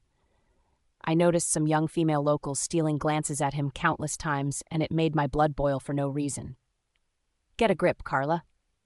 You did great today, Carla, the voice of the person I was thinking about, uttered, and I twirled to see him standing in front of me. His room was upstairs. What was he doing here? Was he perhaps hearing me think of him? You too, I managed to say. Thank you for agreeing to come here. The surgery wouldn't have been able to happen if you hadn't. His voice was mild. It made a warm feeling spread through my insides. You did it. You're good at what you do, I told him, and I meant it. I have participated in so many surgeries. However, His made a lasting impression on me. It would actually take a lot of people more than 6 years to study enough to get the experience you have. I was speechless at how you could do this in less than 5 years, he continued, blinking, then dipping his hands in his pocket. At his words, I suddenly recalled the night I stood him up, the night I felt I wasn't good enough for him. Back then I had no family, no career, no skills, no education, nothing. But few hours ago I worked besides him in a theater, not as an assistant or something, but someone he needed. Life was indeed unpredictable. It was an honor for a doctor as skilled as Mint to feel that way about my skills. So I thanked him politely, trying so damn hard not to blush under his attentive gaze. As we spoke, the light in the tiny hallway suddenly went off, and we realized without being told that it was the innkeeper's way of telling us good night or saving electricity. I held my breath instinctively, expecting him to kiss me, but he simply took a step closer and they whispered, "Good night," into my ears, sending my nerves flying all over the place. With that, he strode out of the hallway, walking majestically. That walk I fell for. I stood and listened till his footsteps faded away, and as I was about to enter into my room, I heard a loud hiss that made me turn sharply. My wolf became alert instantly and began sniffing. Thankfully, my sight had sharpened a lot more, so I could see clearly even in the dark, but the person was hiding at the other end of the hallway. "I'll be careful if I was you, now that you have a lot to lose," a female voice spoke with so much malice in her voice, and when I ran to the place the voice was coming from, it was empty. I immediately knew who it was. That bitch, was this why she came here? Mint. It was day 2 of our volunteer program. Still, I was still nervous. Bringing Carla here made me anxious. She had been of immense help here, and we wouldn't have been able to save this much lives daily without her. Still, I couldn't satiate the urge to make sure she was safe. This was the outskirt, after all. Anything could happen. The people here didn't have any fear or regards for the law. The rogues lurking about could decide to pounce at any time. I thought I was being paranoid about my mate's safety until Zeus called me just to warn me to be careful of Mira. He had no idea what she was up to, but suspected she had some ties with Lena. I wasn't surprised. The mother I knew would never back down easily. She was my mother, after all. I wasn't going to conclude in a haste, but the possibility taunted me. My mind drifted to what happened last night after I said goodnight to Carla. We both thought the hallway lights were switched off by the owner of the inn. However, on my way up, out of sheer curiosity and slight paranoia, I asked if he was the one who turned off the lights. No. The innkeeper's reply made my blood run cold with fear. I found myself running down, just to make sure she was safe. To my relief, I heard her breathing just fine in her room with her friend. She was safe. Deep down, I know I couldn't let my guard down. It would not always be the case. Keeping Carla and our kids safe was my priority. Keeping her and my children safe, protecting them, was my top priority. I watched her tend to patients with a kind of patience that was rare to see in most doctors. The already tiny hall was filled to the brim with people, the ones who were sick, the ones who brought a sick relative, and then us, who looked after them. There was an air of edginess around us. Trisha looked worn out already. Carla's energetic friend, Jen, looked like she would pass out any time soon. Mira, who acted like she was doing something when she caught me looking at her direction. She still thought she had a chance with me. Only in her dreams. I had made it clear that I wanted absolutely nothing to do with her. I was just made sure to watch her. It was important to know if she had more cards up her sleeve. Mint. Trisha's raspy voice dragged me out of my contemplation as she placed a file atop the one I was flipping through before. "You would need to check this report. We need to know if the patient requires surgery or advanced drug administration." Her breath came out faster than normal. She was trying really together. It was something her father, Kendall Warren, did before she was born. She worked really hard to follow his footsteps. Wherever he was, I was sure he would be proud of his daughters. A loud noise from the entrance distracted us, causing Trisha's head to jerk up. We had closed the door so we would be able to attend to the people inside before letting more people in. We didn't want to be overwhelmed. Chaos in the medical room. But the noise from outside sounded like an emergency. The interns flung the door open, and a teenage boy rushed into the hall with a little child in his arms. Before he could say anything, though, Carla rushed to him and carried the child to one of the temporary gurneys we used for critical patients. She called on surrounding nurses and interns to get equipment and shots, while she checked the little child's eyes before her heartbeat with the stethoscope around her neck. "She's having a high fever. Someone help me take off her clothes, Jen. Get me a soaked, clean towel." She ordered and went into work, checking the child's temperature and giving her shots to calm the fever. I watched in awe as she handled an ER patient like a pro. Carla exceeded expectations. Every day revealed a new part of Carla. Since she returned, she found new ways to awe me. I wouldn't have done so well. I wouldn't have been so swift in saving the child's life. In no time, the little girl who was rushed in with a half-dead pulse began to take weak and short breaths in and out. I stood fixated. Carla had competently placed the child on IV liquid. I wasn't needed. It filled me with pride but still broke my heart. Perhaps Carla really didn't need me anymore. Everyone returned to their previous assignments, leaving the child in Carla's care. Tricia let out a sigh of relief and turned to me, hoping to continue from where we stopped. A yell from someone outside stopped us once again. "You have no right to treat my child," a young woman yelled as she stormed straight to the bed the child lay in. Carla rushed the woman and stopped her, dragging the loud woman's hand away from the child while trying to calm her. Carla's words seemed to fall on deaf ears. The enraged woman glared at Carla, raking her hand through her disheveled and greasy brown hair. "She's my child, and I want you to stop treating her right now." "I'm sorry, we can't do that, ma'am," Carla replied with a steady voice. She shook her head at her friend, who was glaring at the woman. Tricia and I made our way to where they stood, but Carla used her hand to wave us away, indicating that we shouldn't come closer. I stopped in my tracks, obeying her wish but staying alert just in case. "You think I don't know what your Red Foresters are doing? You're just coming here every year to look down on us and act like you're superior. I never asked for your help. We don't need you."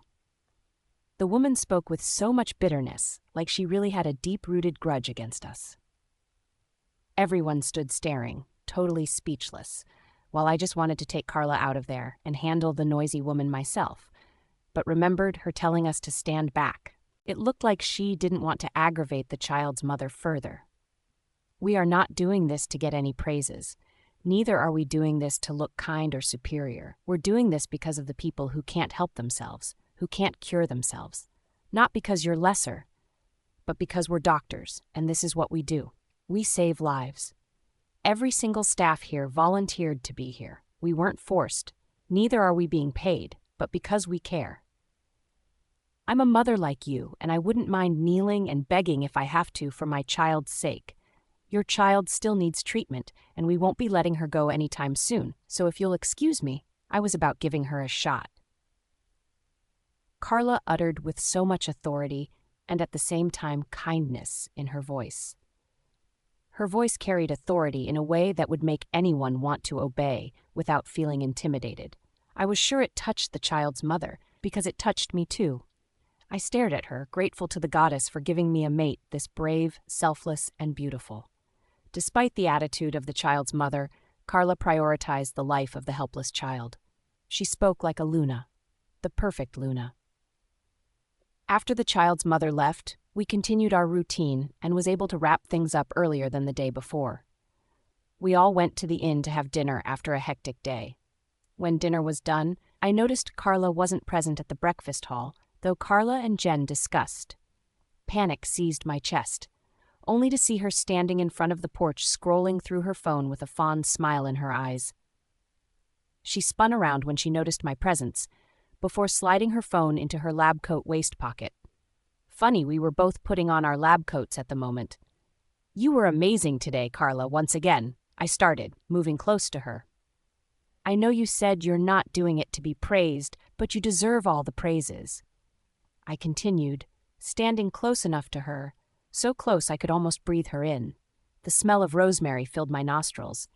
Hades stirred my head, wanting to be one with his mate, craving to feel her wolf, which stood at the surface. Hades and I could feel her budding life. All the things we deemed impossible were becoming possible with Carla. It has always been what I wanted to do, help people in pain. She paused and breathed out. The granny who raised me died in pains, so I always wanted to help as much people as I can, so they wouldn't go through what she went through, she told me with a gentle smile on her face. I sucked in air, realizing once again how much of a douchebag I had been. Silly me, wanting to know about your life in the human realm when I didn't know shit about your life here before we met. She chuckled noiselessly, dipping her hands into the pocket of her lap coat. There's nothing to know, actually. It's not an interesting tale, she muttered, her cheeks reddening. I wonder if it was from the cold or the mint effect. As you can see, I'm a boring person now, so I can listen to boring tales, especially if it's about you who has never been a boring person. I uttered seriously, but it made her smile instead. Thank heavens she was smiling at me now. It suddenly reminded me of what happened last night. Carla, did you notice anything strange after we parted last night? Like a strange movement or noise? I asked, facing her, and she thought for a while before shaking her head in negative. Not really. I went straight inside when you went up last night, she retorted, evading eyes contact, increasing my worry. Carla, you need to tell me if something is really wrong. That's the only way I can protect you. I couldn't resist the urge to grab her shoulders and sound desperate. She dropped her hand, looked up at me with an expression I found difficult to accept. Defiance. I don't need your protection, Alpha Mint. She capitalized on the alpha to put up a wall between us. I've not needed it for the past 5 years, and I'm pretty sure I'll be fine without it, she concluded, shrugging off my hands and walked back into the inn. Shit, writer's pove. Finally, she was going to have some time to sit down and relax. Alas, she was home. The past 2 hours had been spent organizing the nurses and interns that had gone on the trip to outskirts back to their respective homes. Mint had entrusted their safety and transportation in her hands, and she could not let him down. When the last of the interns left, she turned on her heels and headed for her room in the palace. Food, she was famished. Sleep, she was tired as well. Call Curtis, she thought, but decided against it. She would reach him some other time. Now she needed to have lunch and a very long nap. As she walked into the Red Forest Pack Royal House, the maids rushed to her immediately.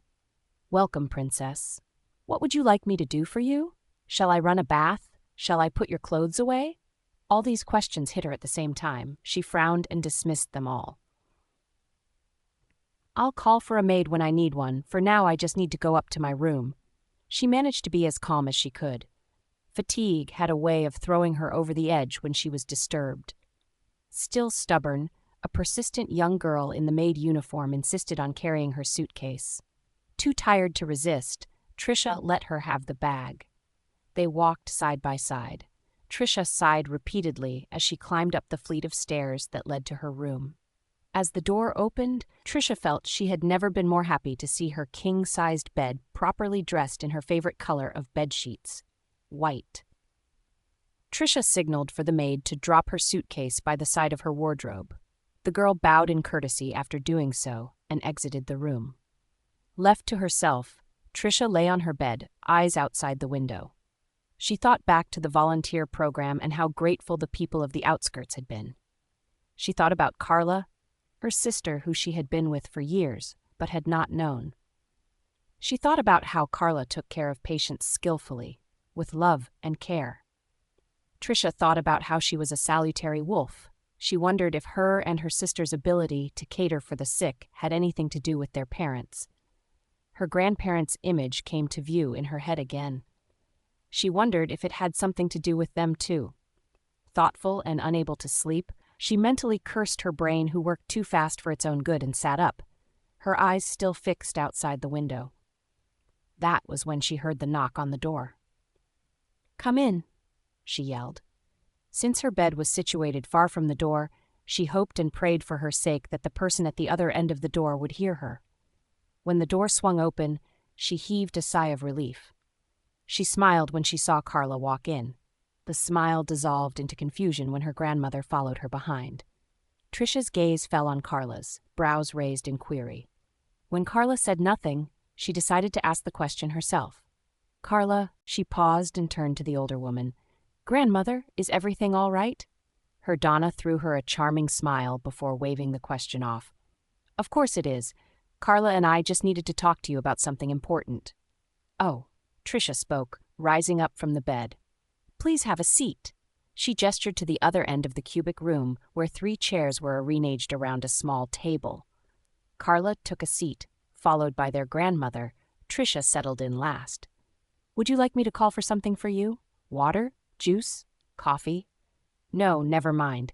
I know that you were trying to get settled in from all the work you had to be today, but it was really important Grandma spoke to you. Carla spoke up first, leaning into the table. Uncertain eyes danced around Carla's face before falling on her grandmother's. Tricia was confused. Had something happened? Why did they look like they were here to break bad news? Eleanor. Tricia thought first. Her eyes widened immediately. Is this about Eleanor? Oh my God, is she okay? Carla was taken aback at first. She leaned back in temporary shock before laughing when she understood. Oh yes, Eleanor and Elliot are fast asleep. I'm still really nervous about the whole shape-shifting thing, but I've told myself that it's going to be all right. Tricia felt herself relax. Just now, sweat had caused her green cotton shirt to stick to her body. She made a mental note to run a bath once her meeting with Carla and her grandmother was over. It's not any bad news, my dear. I was just informing you that your grandfather and I would be returning back to Wyoming tomorrow. Disappointed, Tricia fell back in her chair. So soon? She muttered, but it was loud enough to her.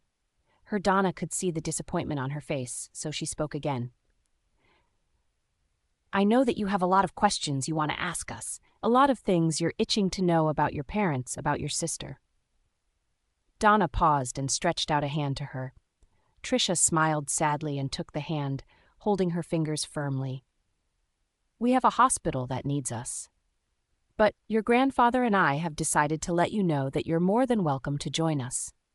We would love for you to see pictures of your mother, the place she worked, the people she met, the books she read. We can take a trip to her old college, too. Tricia smiled amidst the tears that gathered in her eyes. Of course, she would love to. It would be a chance to feel close to her mother, the one she was never given the opportunity to meet.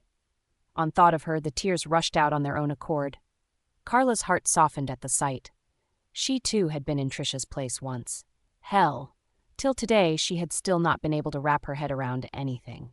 Right now, she could tell Tricia was thinking about a lot of things, wishing a lot of things, doubting the genuineness of the situation. Carla knew, because she had been there too. Tricia could not hold her tears back anymore. Of course, Grandma, I would absolutely love to. There's so much I need to know. She sniffed, then continued. So much I need to see, I'll love to come with you, but I'm afraid I can't leave just yet. There were some things that needed to be settled first, people that needed to be given prior notice. There was Curtis. The thought of him put a smile on her face. She wiped her tears with the back of her palm. Her eyes brightened immediately. I just really need to put some things in place first. I can always travel whenever I want, right? Carla smiled, nodding enthusiastically. Grandma spoke up. Of course you can, my dear. You're more than welcome anytime. It's your home, too. Tricia smiled and held onto her grandmother's hand, causing her grip to tighten. I'm just really happy I was given the chance to see the both of you. My beautiful babies, I prayed every day to cross even just one of you, whether my accident or not, and I got the both of you instead. Tears welled up in their grandmother's eyes as she spoke. Emotional, the 2 women rushed to her side and held her. We are here now, Grandma. We won't ever be going anywhere again. Carla spoke reassuringly. Tricia smiled and pressed a kiss to her grandmother's head. We're never going anywhere. Their short and emotional family gathering had ended with Carla saying she had to make sure Eleanor and Elliot were okay. Granny had offered to help Carla too, and they left. Tricia decided to phone Curtis. She had to tell him the news as soon as possible. She intended to leave in 2 days. She was very eager and excited. What's the big news? You sound really happy. He had asked over the phone. Are you going to stay where you are and ask countless questions, or are you going to come over here and find out what the problem really is? She retorted. He laughed over the phone. Fine, I'll be there. Grab lunch for me on your way. She threw back. Really? Curtis asked, seemingly irked. Trisha laughed. Yes, really. Curtis feigned an indifferent scoff. Whatever, I'll be there in 30. Minutes or seconds? She asked. Hours. He bit back. Trisha laughed before ending the call. She had just 30 minutes, though ample time for her to get dressed and rehearse her goodbye speech. Her stomach twisted. Goodbye? No, it's not a goodbye. It's just a temporary farewell, 'cause I don't know how long it'll be until I'm back. She said aloud as she stared at her naked image in her bathroom mirror. After having her bath, she threw on a white cotton dress that fell an inch below her knee. The dress had been a gift from Curtis. She was going to wear it today. She let her hair fall down to her back and sat at the edge of her bed, waiting for him. When she heard the knock on the door, she knew it was him. I'm in, she called out. Smiling, Curtis walked in, a wrapped bag in his head. Trisha stood up, beaming with smiles as she walked to him. Took you long enough, she said, embracing him in a hug. With his arms around her waist and his heart pounding against her head, Curtis managed to breathe in her scent. Alamanda and mango, he noted. His smile widened. The mixture was very pleasing. When she unlocked their embrace and walked back to her bed with the bag in her hands, Curtis watched her back carefully. I don't suppose you dressed up just to talk to me, he spoke, his tone teasing her. Trisha felt her cheeks heat up. As a matter of fact, she had, and she was happy he found her beautiful. Don't flatter yourself, Curtis. I called you here because I'll be leaving to Wyoming in 2 days, and I wanted you to be the first to know. She didn't look at him as she spoke. She didn't want to look at him. She didn't want to see the hint of sadness in his eyes, or she would be forced to stay back. Wyoming. Curtis thought. It felt like a huge rock had been dumped on top of his chest. She was going to be that far away from him, and she was leaving so soon. What had gotten into her? What could have prompted such a journey? Was she moving away? Did she plan to join Carla in the human realm? Fear and disappointment tugged at his chest. All these years he had waited for her, looked at her, been there for her, loved and cherished her. Still, Trisha was failing to see that her ignorance of his feelings broke him all the time. Maybe, just maybe, if he told her that he was madly in love with her, she would stay back. She would realize just how much he meant to her and stay back. But she spoke up first. How did you know what I was craving? She asked as she tore open the pack of steak and hot dog, creamed with mustard at the top. Her hungry eyes looked up at Curtis. He wasn't looking at her. She sighed and continued to speak in order to get his attention. I just really want to be in the land my mother grew up in. I never met her. To wake up and realize that your family isn't really your family isn't an easy pill to swallow. Till now, I still ask myself if Carla and my grandparents made a mistake. Still, I know I've always felt something in my heart telling me that I would find them. I am really happy that I have this opportunity. I have to take it. Her last sentence struck a chord in his heart. She was right. This journey was indeed very important to her personality, to her life. He would not stop her. If anything, he'll be happy to see her go. At least he'll pretend to. Curtis forced a smile and nodded. I understand, Trisha. It's a wonderful decision. Trisha blinked rapidly, eyes clouded with disbelief. Why did he sound too excited to see her go? Curtis moved closer to her. I know how much family means to you, Trisha, and I really want you to get to your roots. You have made a wonderful decision. He sat by her side. It took all the courage he could muster not to cup the back of her neck and kiss her senseless. Curtis had long time realized that he needed to be patient with Trisha. She was not a woman to be rushed or pressured. He would let everything move at whatever pace it moved. He would take his time with her. He would do that because he loved her. If only she would see it. Trisha could swear she felt her heart break. She had not expected to hear him beg her not to go. Or maybe she had. Nevertheless, she had not expected to see him so happy to watch her leave. He didn't ask how long she was going to be away. He didn't care. Pain. A strong feeling of pain slashed through her chest. Could it be that he didn't love her as much as she loved him? Could it be that she had imagined all his stares and hidden affection behind everything that he did? Had she misread him all these years? Was he just being? A friend? Trisha felt tears gather up in her eyes.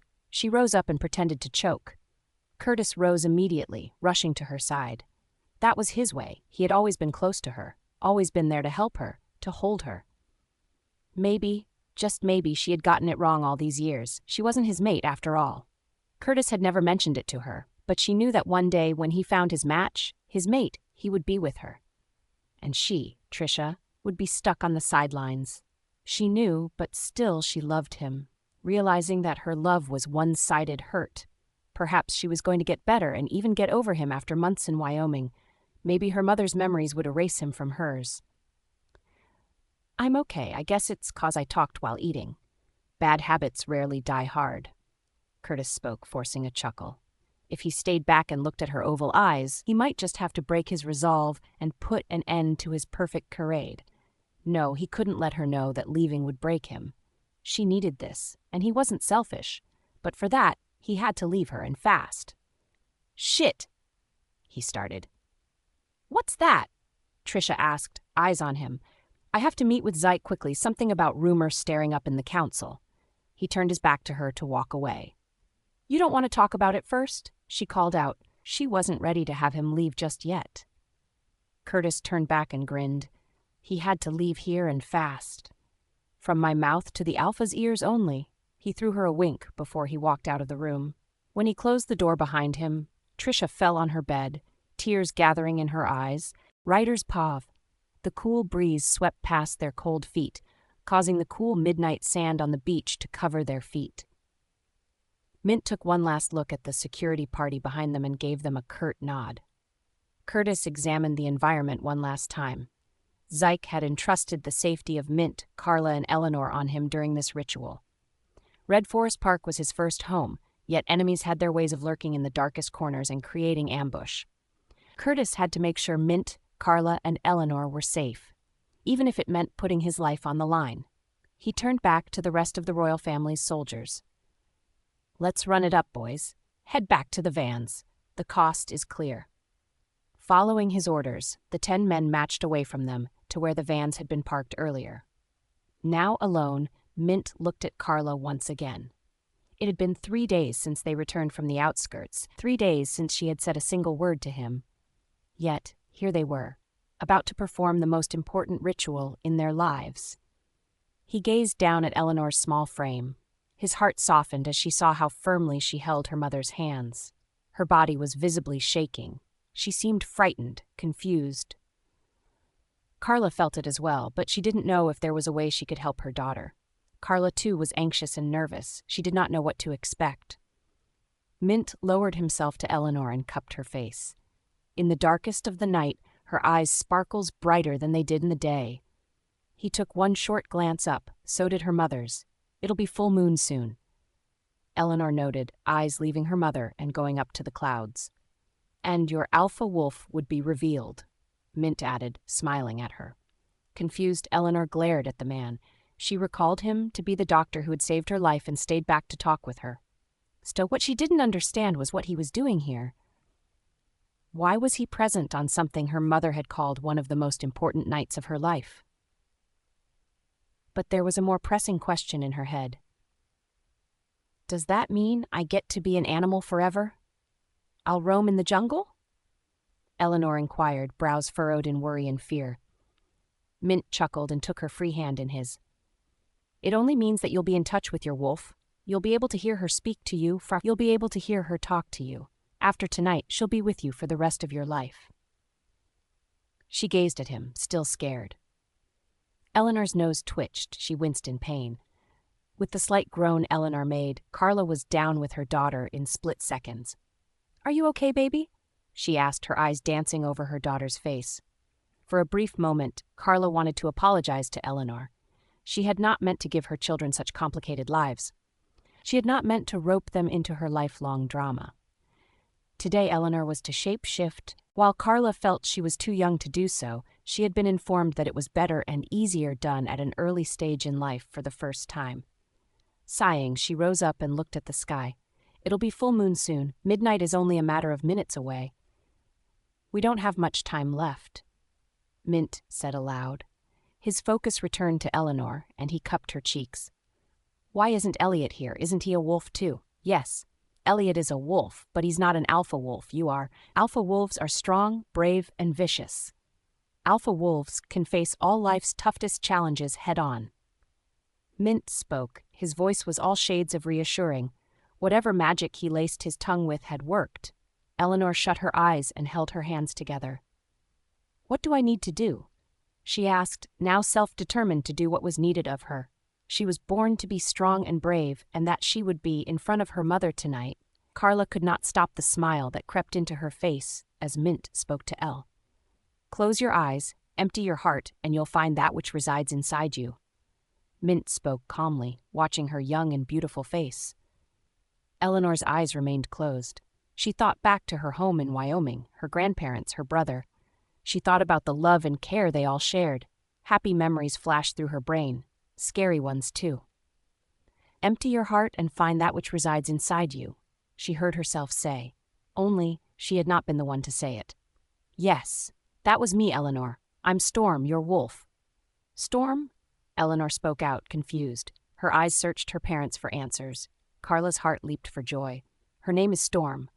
Mint stated. Elle gave him a nod, and Carla smiled. She pressed a kiss on her daughter's head. Alas, the time came. The hour of lycanthropy had arrived. The moon sat above them, high in the clouds, bright, round, and full. Eleanor let out a loud scream of pain. Shattered to her child's struggle, Carla rushed to her but was drawn back by Mint. When she wanted to persist, he shook his head slowly. Defeated, she drew back and hoped her daughter would be strong enough to see it through. Eleanor's nose twitched, her eyes burned, her knees, elbows, and ankles cracked. Slowly, she felt herself metamorphose. The change was slow, effective, painful. Hold still, we're going to do this together. Storm found strength in Hades's message. She held on to herself. She winced, screamed, groaned, but she would not stop. This was her destiny. It was hers to claim. The breeze swept past them once again. The glory of her wolf stood in front of Carla and Mint. A blue wolf was born. The small pup howled. The sound echoed past the ocean. A beautiful blue puppy with silver eyes. Carla smiled at the sight. Amy, it's time. Hades? Mint's wolf spoke to Amy. Carla's wolf, she growled. No, I cannot do this here. I cannot. Carla was frightened. She took unsteady steps back. She wanted to run into the safety of the vans and hide. She was supposed to be a rankless wolf. Why was everything changing so rapidly all of a sudden? This is our destiny, Amy. You and I can do this. We are mates, souls created by the Luna goddess to find and remain with each other. Do not reject what we are now, Amy. Do not let Carla reject what we are. I have accepted you. It's time you accepted yourself. While Carla and Mint stared quietly at each other, their wolves spoke amongst themselves. If we are going to do this, we are going to have to agree to be mates. You'll accept me as yours, you as mine. Amy spoke again. Hades hummed in agreement. Together, under the light of the full moon, they transformed. Hades stood on fours, cladded in his gray-colored fur. When he looked over at Amy, she stood by his side, a silver wolf more beautiful than any he had ever seen. His dark eyes formed a gold ring in them. His heartbeat quickened against his chest. He drew closer to Amy, looked deep into her eyes before withdrawing his stare and digging his teeth into the flesh of her neck. Hades had marked that which was his. Now, no matter where she stepped feet, they would know she was his. Amy growled, in more admiration than pain. When she was done, she dug her teeth into Mint's neck in return, marking him as well. Hades howled. Storm howled. Amy howled. Clustering together, they stood side by side as one. Alpha, Luna, and Princess. Mint sighed. If only Carla would agree to return to the Green Forest pack with him. If only she would accept him as willingly as her wolf had accepted his. Unconsciously, he continued to stare at her. If only... Alec. 3 days. I had been up in this shithole for 3 days. Under my weight, the spring bed I sat on buckled and cried. I ignored it. If I was going to stay here, I had to be as comfortable as I could. I would not pity the mattress, neither would I pity the springs underneath. Next to mine, their hell was nothing. The small room I stayed in was empty, except from the wooden chair which sat by the side of the door and the stack of wood by the side of my bed. My wolf gnarled. How had the mighty fallen? After I was sent on an exile, Zyke sent me to the Blue Forest pack. a minority pack of wolves that specialized in furniture and carpentry.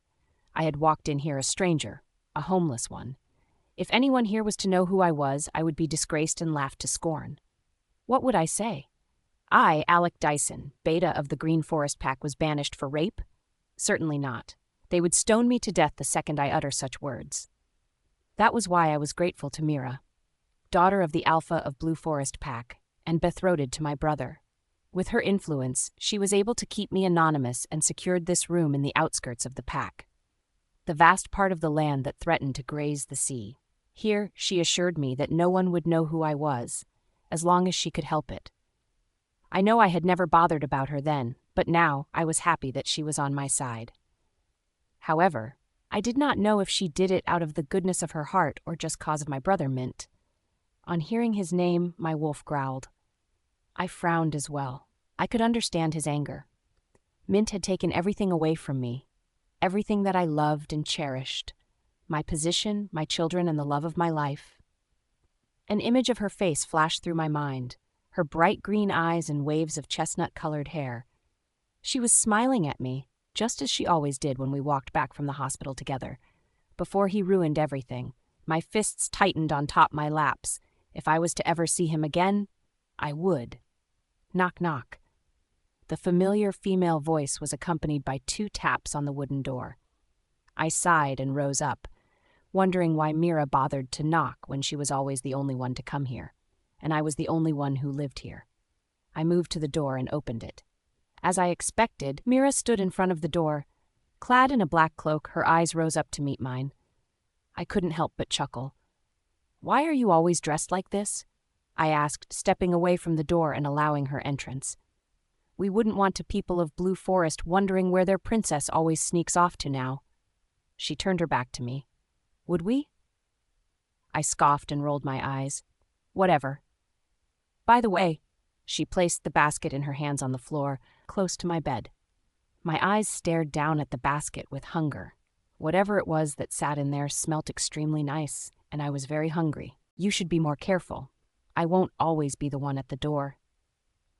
"You plan to start sending messengers?" She scowled. "I am serious, Alec. Blue Forest is more dangerous than you think. Someone might have followed me and currently lurks behind the bushes for all I know." While she was right, I decided it would be fun to tease her a bit. "I know you, Mira. No one can ever sniff around you.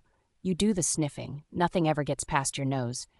If anyone followed you, you would know." She rolled her eyes and moved away from me. "You're lucky to have me, Alec Dyson," she stated. Her tone was definite. I nodded. Indeed I was. But who was my mother lucky to have? While I had Mira keeping me away from danger here, my mother was all alone in the outskirts. I needed to be able to get away from here. I needed to be able to help her. That is why I need to able to get out of here. I need to be able to help my mother. The last sentence came out more urgently than I had intended. Mira turned back to me, sat on the bed with her legs crossed. "If Zeke so much as hears that you're out of here, you would be considered a threat, and there would be a bounty over your head before you know it. News gets out faster than you think and out there in the outskirts." She leaned out, as if doing that would drive her point into my head. "People need money more than you think. The second you're sighted, you'll be dead." I sighed. I knew she was right, but still I had to find a way. I had to protect my mother. I moved to the bed and sat by Mira. I needed her to understand the urgency of the situation. "Mira, my mother is out there all by herself. She needs somebody. I need to know that she's all right." I placed my hand on her and my eyes danced around her face, begging, pleading. "You need to help her." She sighed and looked away from me, freeing her hand from other mine as well. Her gesture didn't hurt me, though. From the look in her eyes, I knew I had won her over. "Fine, I'll see to it that your mother is okay. I'll get word to her as well." I smiled in gratitude. "Thank you so much, Mira." She shrugged, then rose up to leave. "Don't thank me. I only do this because we have a common goal. You want Carla and I want Mint. It's the only reason I'm here." Before I could speak, she looked down at the basket and back at me. "You might want to manage that. I won't be back here until I get word of your mother." I nodded, my eyes fixed on the basket. With a swift turn, she was gone. Hungry, I picked up the basket. writer's pove. Not in a million years had she seen herself walking lousily, searching for any form of shelter from the rain. Her battered clothes stuck to her skin, goosebumps evident all over her body, even as the rain continued to shower heavily upon her. Her once glorious mass of black hair was tied in a tangled bun on top her head. Her face was worn out, stripped of all glory, just the way Zeke had stripped her of her crown and authority, her family, and her respect. Her own son had turned his back on her, all because of a nobody. A rankless, worthless nobody. She bit her lower lip to stop it from quivering. It bled from the force. Cold or anger. Lena could not tell which it was that caused her body to shiver so violently. Perhaps it was fear. Lena had been in the darkness of the shallows for very long, waiting for an opportunity to come out in search for food. 3 days. It had been 3 days since she last saw the light of day. She knew she had to hide. Everyone in the outskirts knew who she was. If she was ever to be sighted, she did not know what would become of her. So when it began to rain, she snuck out of her hiding place, hoping everyone would have taken shelter in their homes. But she was wrong. As she had now come to realize, the people of the Outlands did not care much about the rain, sun, day, or night. Any and everyone went about their duties regardless of the time of day or the season of time, much to her dismay. As she walked, Lena could feel eyes on her. Her head remained bowed. She wouldn't dare look up. She couldn't. Is it her? Could it really be? What would she be doing here? I heard she was banished, something about murder. Oh my! Stuck-up folks of the royal households. Whispers passed her as she walked by. She closed her eyes and prayed to the goddess that it stopped, that she froze their minds and caused them to look away from her. She stopped walking when huge boots stopped in front of her. Panic seized her chest as she looked down. Her lips trembled. She cursed them, all of them. The lowlands of the outskirts, Zik who had banished her, all who had stood behind him, and the reason she was here. Carla. Look up, the male voice commanded. Lena frowned. How dare he? She did nothing, more out of pride than fear. Her heart began to pound against her chest when she heard footsteps stop, all around her. Lena froze. People were watching. I said. The loud male voice spoke again. Rough hands seized her chin and pulled her face up. Look up. On seeing her face, shock flashed through the huge man's eyes. Before amusement, he stepped back. Nothing less than 6 feet and 5 inches tall. Lena noted. He was big enough to draw attention to himself from anywhere. His attention returned to the people who stood around him. Everyone, he laughed as he spoke. Look who has decided to grace the Outlands with her royal presence. Out of curiosity, Lena took a risky glance around her. All the eyes settled on her were amused, some with a mix of disgust and hate. The mother of the Alpha and Beta of the Green Forest Pack. Part of the ones who feel like the world is theirs, like they are better than us because the goddess favored their lands over ours. Look at her. He addressed the crowd with his loud voice. Spiteful souls. A woman called from the crowd. With their high horses and stuck-up noses. We should make a statement. Send her head back to the Green Forest Pack. They would know our names. Lena stood transfixed. She was both frightened and shocked by the barbarity of the people of the outskirts. They had little or no regard for life. At the man's call, everyone laughed. Murmurs arose and cheers of affirmation. Lena's eyes widened. What was going on? Scared, she looked around. The faces of the angry mob glared back at her. Behind her, men charged with pocket knives, while some picked up wet stones from the ground. She closed her eyes, tightened her eyelids, and awaited her fate. These people were going to kill her. Hands pulled her from all sides, but she wouldn't open her eyes. She only prayed that the goddess gave her one chance to kill Carla, just a chance to end her while she can. The men pushed her to the wet ground. Lena kissed the mud and anger grew in her heart. They yelled in anger, sang chant songs of pride. Just when she heard a man pull out a sword from on top her, the voice came. Stop! The silence that came next was deafening. Slowly she heard footsteps back away from her. Seize this madness, this instant. It was the voice of a savior again. If she hadn't been too weak to rise, she would have ran to him and kissed his feet. She would have called him the goddess's answer to her prayers. He took slow strides towards her, wondering what she had done to annoy the crowd. If he had been 1 second late, her head would have rolled on the floor by now. He stood in front of her and lowered himself to see her face. "Open your eyes," she heard him say. It came out as a plea, more than an order. With fear in her ear, she parted her sandy eyelids. Green eyes greeted her black ones. Lena's heart froze. He was clad in a black cloak, but Lena knew could tell those eyes anywhere. Her eyes widened in realization. No, it couldn't be. It just couldn't be. "Mint! Mummy, Mummy! Come see, it's a periwinkle!" Standing by the shore of the sea, Eleanor yelled to her mother, her right hand beckoning on her presence as her left hand pointed at something on the floor. I watched from where I stood. Carla smiled at Elliot, whispered something in his left ear. The boy smiled, nodding his head. Elliot Singer. My son. I had searched for the perfect opportunity to talk to him since he arrived, but I knew Carla would not let me get any closer than I had to, except there was a reason to. When she rose up from where they lay, bodies sprawled on the warm beach sand, I saw my opportunity staring me in the face. I watched as Carla graciously walked to where her daughter stood. In her white bikini bra and white beach scarf tied around her waist like a skirt, and her long hair flying in the direction of the wind, she was as elegant and charming as she always was. Once again, she took my breath away. I shook my head as if shaking thoughts of her away. I needed to focus. Elliot was my major concern at the moment. I skipped over where he sat. When his eyes met my dark ones hovering above him, he sprung up in defense. It was so cute I had to laugh. "Easy there, young fellow. I didn't come to attack you." He didn't share in my amusement. He simply nodded and looked away from me. I felt a soft pinch in my chest, but I wouldn't give up just yet. I had heard him speak before. Although he was only 4, he was extremely smart and mature. While children of his age ran around and made a lot of noise, Elliot always sat quietly, calculating and making theories in his head, most of which he shared with his mother or anyone around who cared to listen. Today, I decided I would be his listening ear. But he sat silent, his eyes fixed on his mother and sister, who stood far away from us.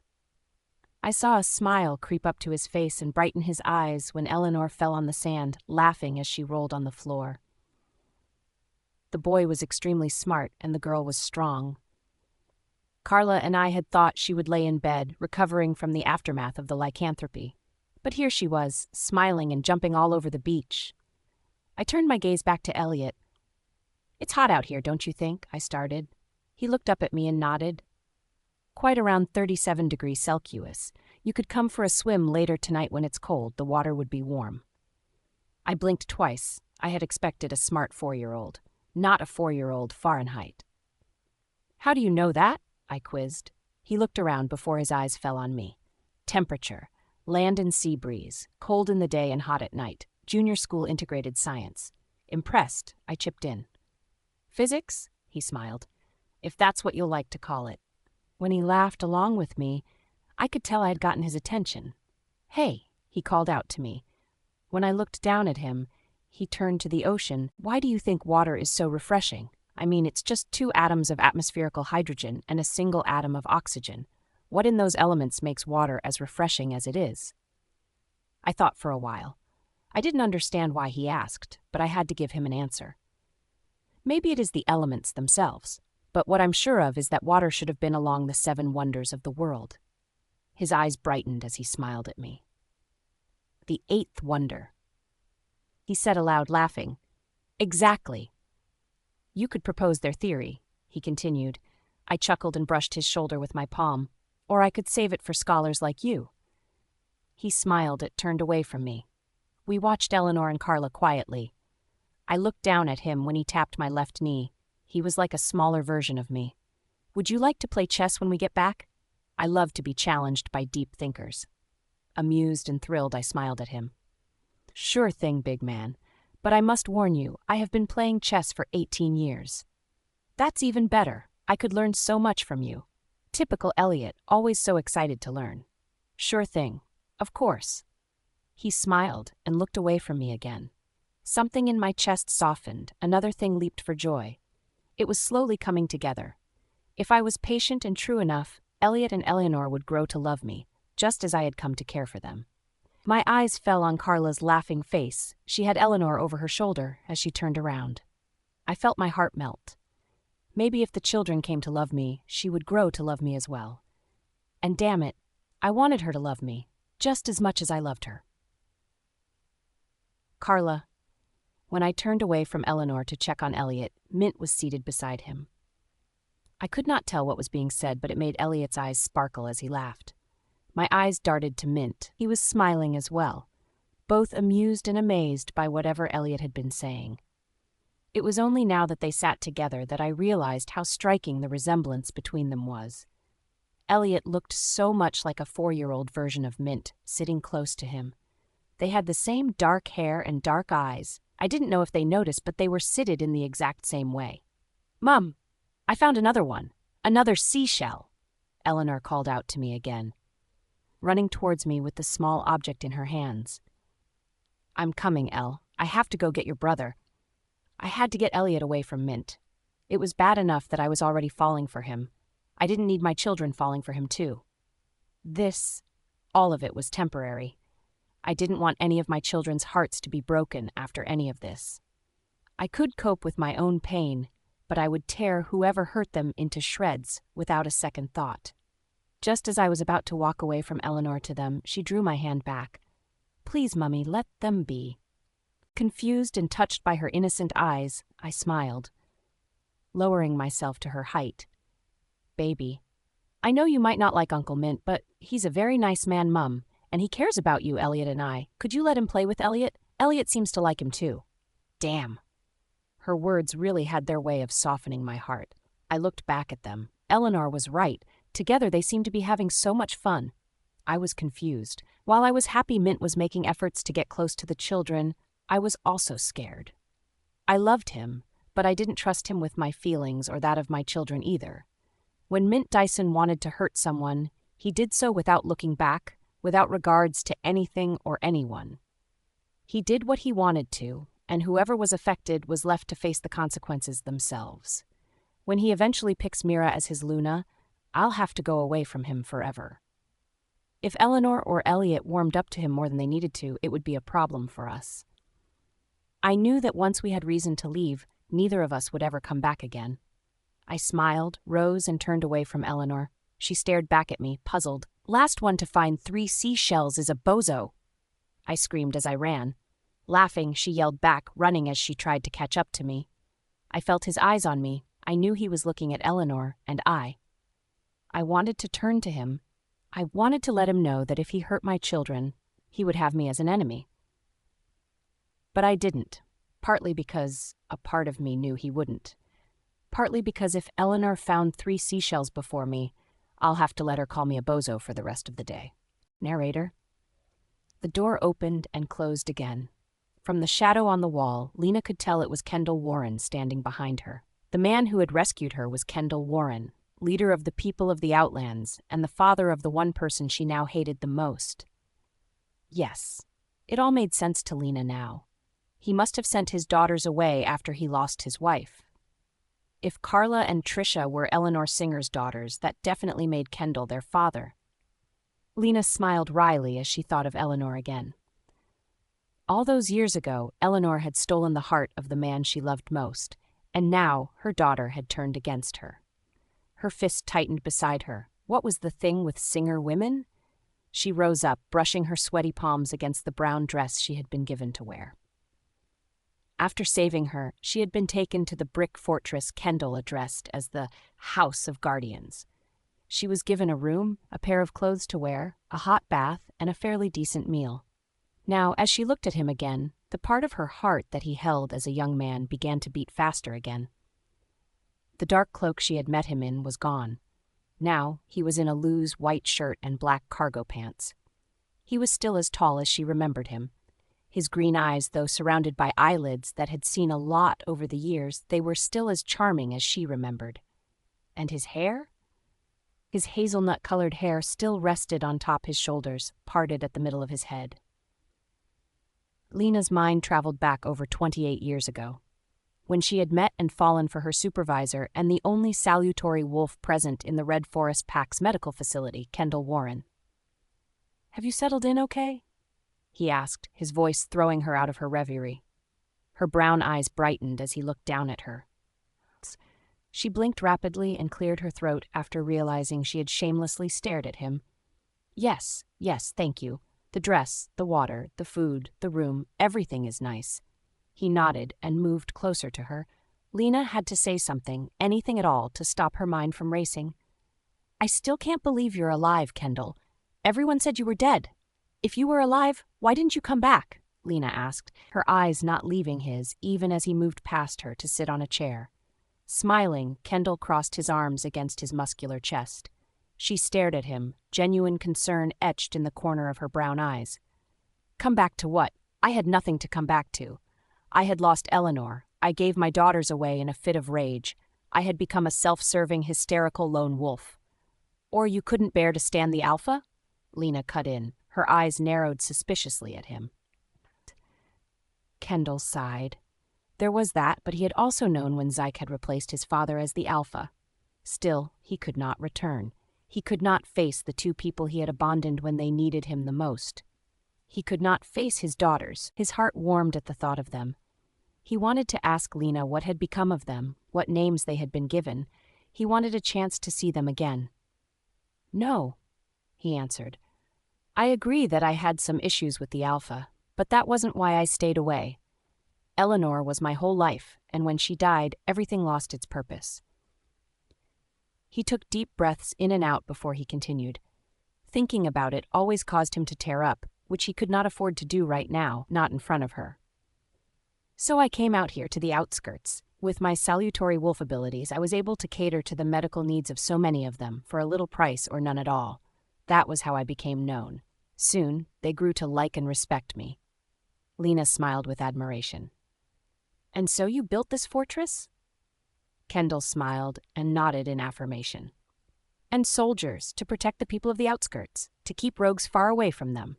It's bad enough that there are not enough resources to keep this place going. Insecurity and banditry cannot be added to the list. Lena smiled. Kendall had always been the people's man. He had always been the type to take care of and carry people along. He had found a purpose here, one that suited him properly. Out here, he had power. The people of the outskirts would listen to anything he said. They would move at his command. With him and his people, she could take her home back and end Carla. But to do that, she needed to win him over. When Lena looked away from the floor to Kendall, he was standing, his both hands in his pocket as he looked down at her, his left brow raised. How did you get here, Lena? He asked. Lena sighed. In her head, she saw this as the first step to win him over.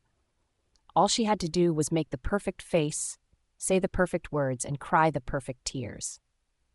Kendall was a very compassionate man.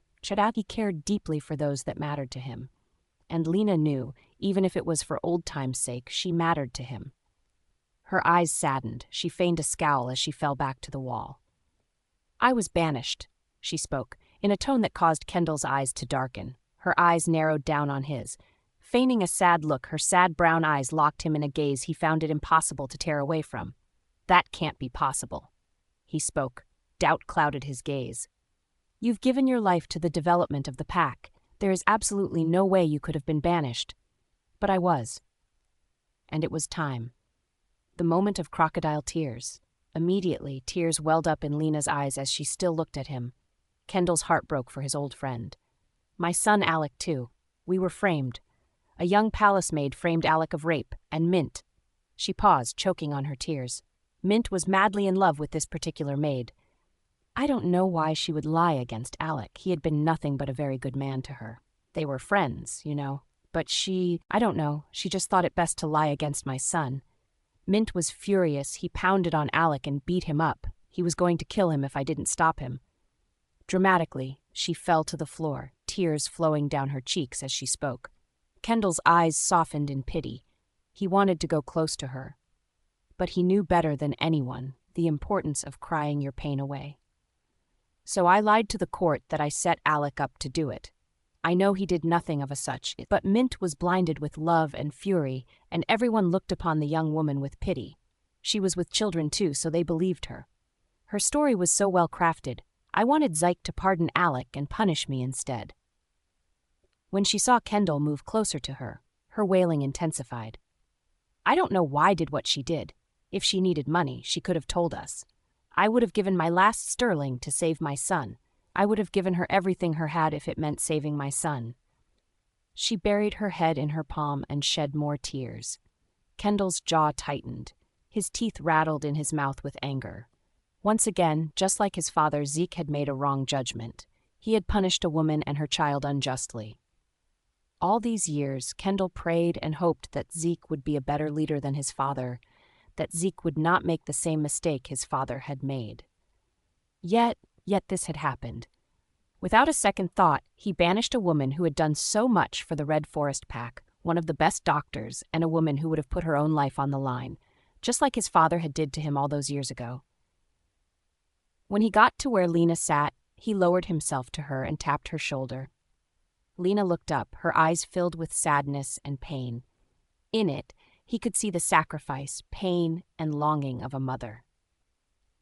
He knew what it felt like to be separated from his children. He knew what it felt like to lose the people you loved. He knew what it felt like to lose a home he would have given his life to protecting. He knew exactly what she felt now. I only wanted to save my son. Now, I don't even know what has become of him. I don't even know if he's alive. That girl turned Mint against me. She separated me from my son. She tore my family apart. She paused again, breaking down into tears. She buried her head in between her knees and wept. You can stay here with us at the fortress, Lena. I can't let you go out into the streets again until I know exactly what's going on. He had not said anything much, but from the anger lurking at the edges of his tone, Lena knew that she was one step closer. The queen and the pawn, Lena thought, smiling against her thighs while pretending to wail. All she needed now was a push, a trigger, something to awaken the monster that lay sleeping in him. She muttered a thank you and watched feebly as he stood up and walked to the door. I have some matters to attend to. Do not hesitate to reach out to me if there's anything you need. She nodded and watched as he left the room. Her lips spread out in a thin smile. Just a push, just a small trigger. Narrator. Beware the storm, beware the snow, beware the man you think you know. Up on the stage, the female jazz singer poured out her heart into the song, even as the men in the bar cheered her by throwing paper and coin currencies in the air. Lena scoffed at the display, pulling the hood of her cloak farther down her hair. She looked around, wondering why her visitor had not showed up yet. She picked up the tumbler, half filled with beer, and poured all the contents down her throat. Lena's face tightened as her tongue was repulsed by the after-bitter taste. She had never been one to care for beer, but here in the outskirts, beer and cheaply refined wine were all the people had for alcohol. It was either these or she stayed stuck with drinking raw spirit. Though alcoholic, it was only meant to disinfect injuries for soldiers. Distraught, Lena had decided to learn the art of drinking beer. In 2 days, she had gotten accustomed to it. Now it was to ease her mind and her nerves as she continued to anticipate her visitor's arrival. She had insisted on meeting here. Lena knew her visitor's presence at the Home of Guardians would raise brows. Lena could not afford one more suspicious eye on her.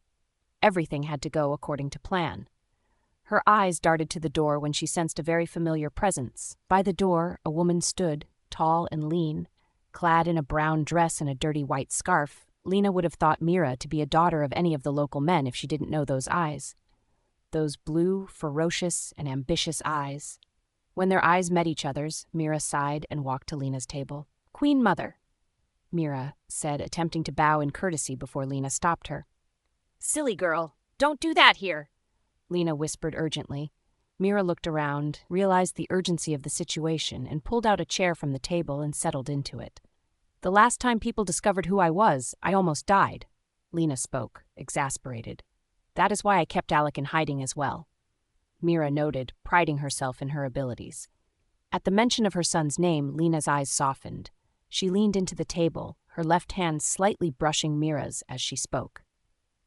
"How's he?" she asked. Mira took one look at her and smiled, a pitiful smile. Those were the ones Lena hated the most. But she wouldn't react. The young woman was her first and most important ticket out of here. "Anxious to leave. He was worried about you. I had to come see you to send word to him." "Thank." Please, Queen Mother, do not thank me. I do not do any of this out of the goodness of my heart, and you know, I want Mint, and I want Carla gone. We want the same thing. That's the only reason I'm risking my life like this." Mira noted, ending her sentence with a shrug as she pulled her hand away from Lena's. The older woman's vicious wolf growled at the disrespect, but Lena ignored her to get her sons and her honor back. She didn't care what she did or what she took in. "Still, I appreciate." Mira leaned into the table, bringing her head closer to Lena's as she whispered, "We need a plan, Queen Mother. Things are moving faster than we thought they would. Mint and that rankless she-wolf get closer with every passing day." She paused, looked around to ensure no one was eavesdropping on their conversation, before she continued to speak. "Word in the palace has it that Emma and Zick would be having a big get-together dinner before Mint leaves for the Green Forest Pack with Carla." Her emphasis on the last two words caused Lena to grit her teeth. She hated to hear that name, but not as much as she hated the bearer. There was no way she would allow the lowlife that tore her family apart into her son's life, any of them. Thoughtful, Lena looked up Mira. "I have a plan. It's sketchy, but if it works, it'll put an end to everything. Carla and Zyke." Mira's eyes widened. She had definitely not expected the latter. "Zyke? He humiliated me. He has to pay." Lena's eyes narrowed on Mira's as she spoke. In her heart, Mira knew how deadly the Queen Mother was. If she wasn't a smart, vicious, and beautiful wolf, she would have been scared of her. Mira trusted in her abilities, so the Queen Mother's evil heart could not scare her. Her heart was darker. "I found the leader of the outskirts, an old sweetheart of mine." Lena started, looking up at Mira. She was going to tell the young lady that the man she had found was Kendall Warren, but she didn't trust her. Whispering, she leaned closer to Mira. "Luckily for us, he has a bad history with the royalty of Red Forest Pack." Mira's eyes brightened as she smiled. She finally understood the plan. "So we're going to use this to our advantage?" Lena nodded, with a smile on our face. "All it takes is just a small trigger to open old wounds."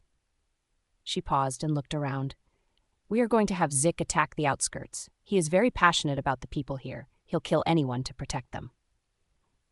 Mira sat puzzled. While she respected and loved the Queen's intelligence and cunning nature, she could not help but wonder how she intended to carry out her plan. Why exactly would Zick attack the outskirts? Lena's lips spread in a thin, wry smile. "Ye of little and slow understanding," she said to herself. Smiling, she picked up her empty tumbler and twirled her right index finger around it. "Zeke would attack the outskirts because he will have to. Mint would ask him to. Why would Mint? Because the plan was so smart and wicked she had to laugh.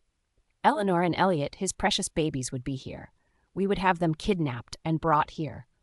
Then we would make a statement, send something from the twins back to Green Forest as a souvenir. Mint would be furious. He would summon the warriors of the Green Forest Pack. But you see, they won't be enough. Zick, being his darling friend, would surely get evolved.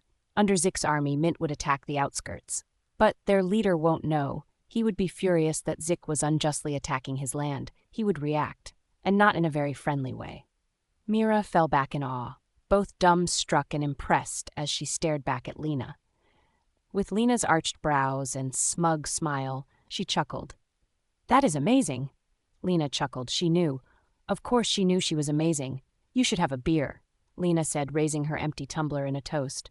"It's as bad as they come, but it's a nice experience," she continued. But Mira couldn't move. Lena just had to be Lucifer herself.